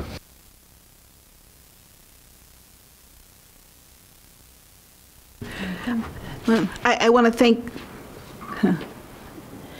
We got a lot of feedback, and that feedback, it's sometimes challenging to hear, but it's good to hear, and it's another example of people being very passionate about a multitude of topics. I also want to recognize and thank the administration for hearing the information and deciding how we're going to move forward on this, and adding two pieces here. Adding the piece about the meeting tomorrow, and the board and the administration coming together and talking about the January parent meeting where we can gather some information. Because I think what this does, it shows that there's a lot of perceptions out there that we don't listen to our community. There's perceptions out there that we aren't as transparent as we need to be. And I think this helps address those issues, that we are trying to listen, we are trying to hear. Ultimately, what happens might not be what everyone wants to happen, because it's absolutely impossible to make everyone happy. But I think what this does say is we are listening, we are trying to integrate the thoughts, the opinion of the community into the programming. The administration are the experts on curriculum. I don't think anybody could argue that. The administration and the staff, the teachers, they are the expert on curriculum. No one can argue that. How it works for our community, that's where the board represents the community, and that's where we are our expertise. So we're trying to find a way to make this work together. It's not going to be perfect. And I guess I just ask for your patience. Keep providing feedback, but constructive feedback is always much easier to hear and integrate into the process. One last thing for board communications, for me. One of the outcomes from Focus 205 was for the board and administration to have a master facility plan. That was one of the outputs that the community is looking for. And there's two tentative dates in January we could look at this. So I just I don't know if everyone has responded to Ellen on those two dates. She's sent an email out, I think, this week. So I just wanted to try to solidify a date so we can get the document done, and then the community can look at it and decide what their interests are, and we'll go from there.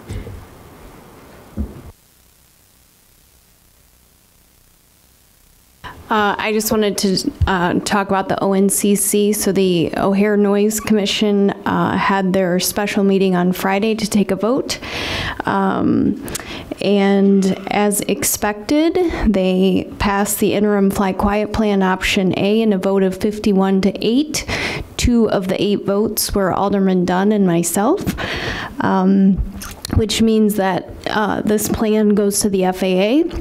And if it passes the FAA's protocols and is adopted, then every other week for 2.5 years, Elmhurst will have nighttime aircraft flying overhead. So the city is continuing to lead the fight, and you can get more information at their website, but that's the latest update. So thanks. Upcoming meetings tomorrow, Learning and Teaching Committee meeting at 6 o'clock here at the district office. Tuesday, January 9th, Board of Education meeting, and Tuesday, January 23rd, Board of Education meeting. We've reached the end of the agenda. I'll declare the meeting adjourned. Thanks.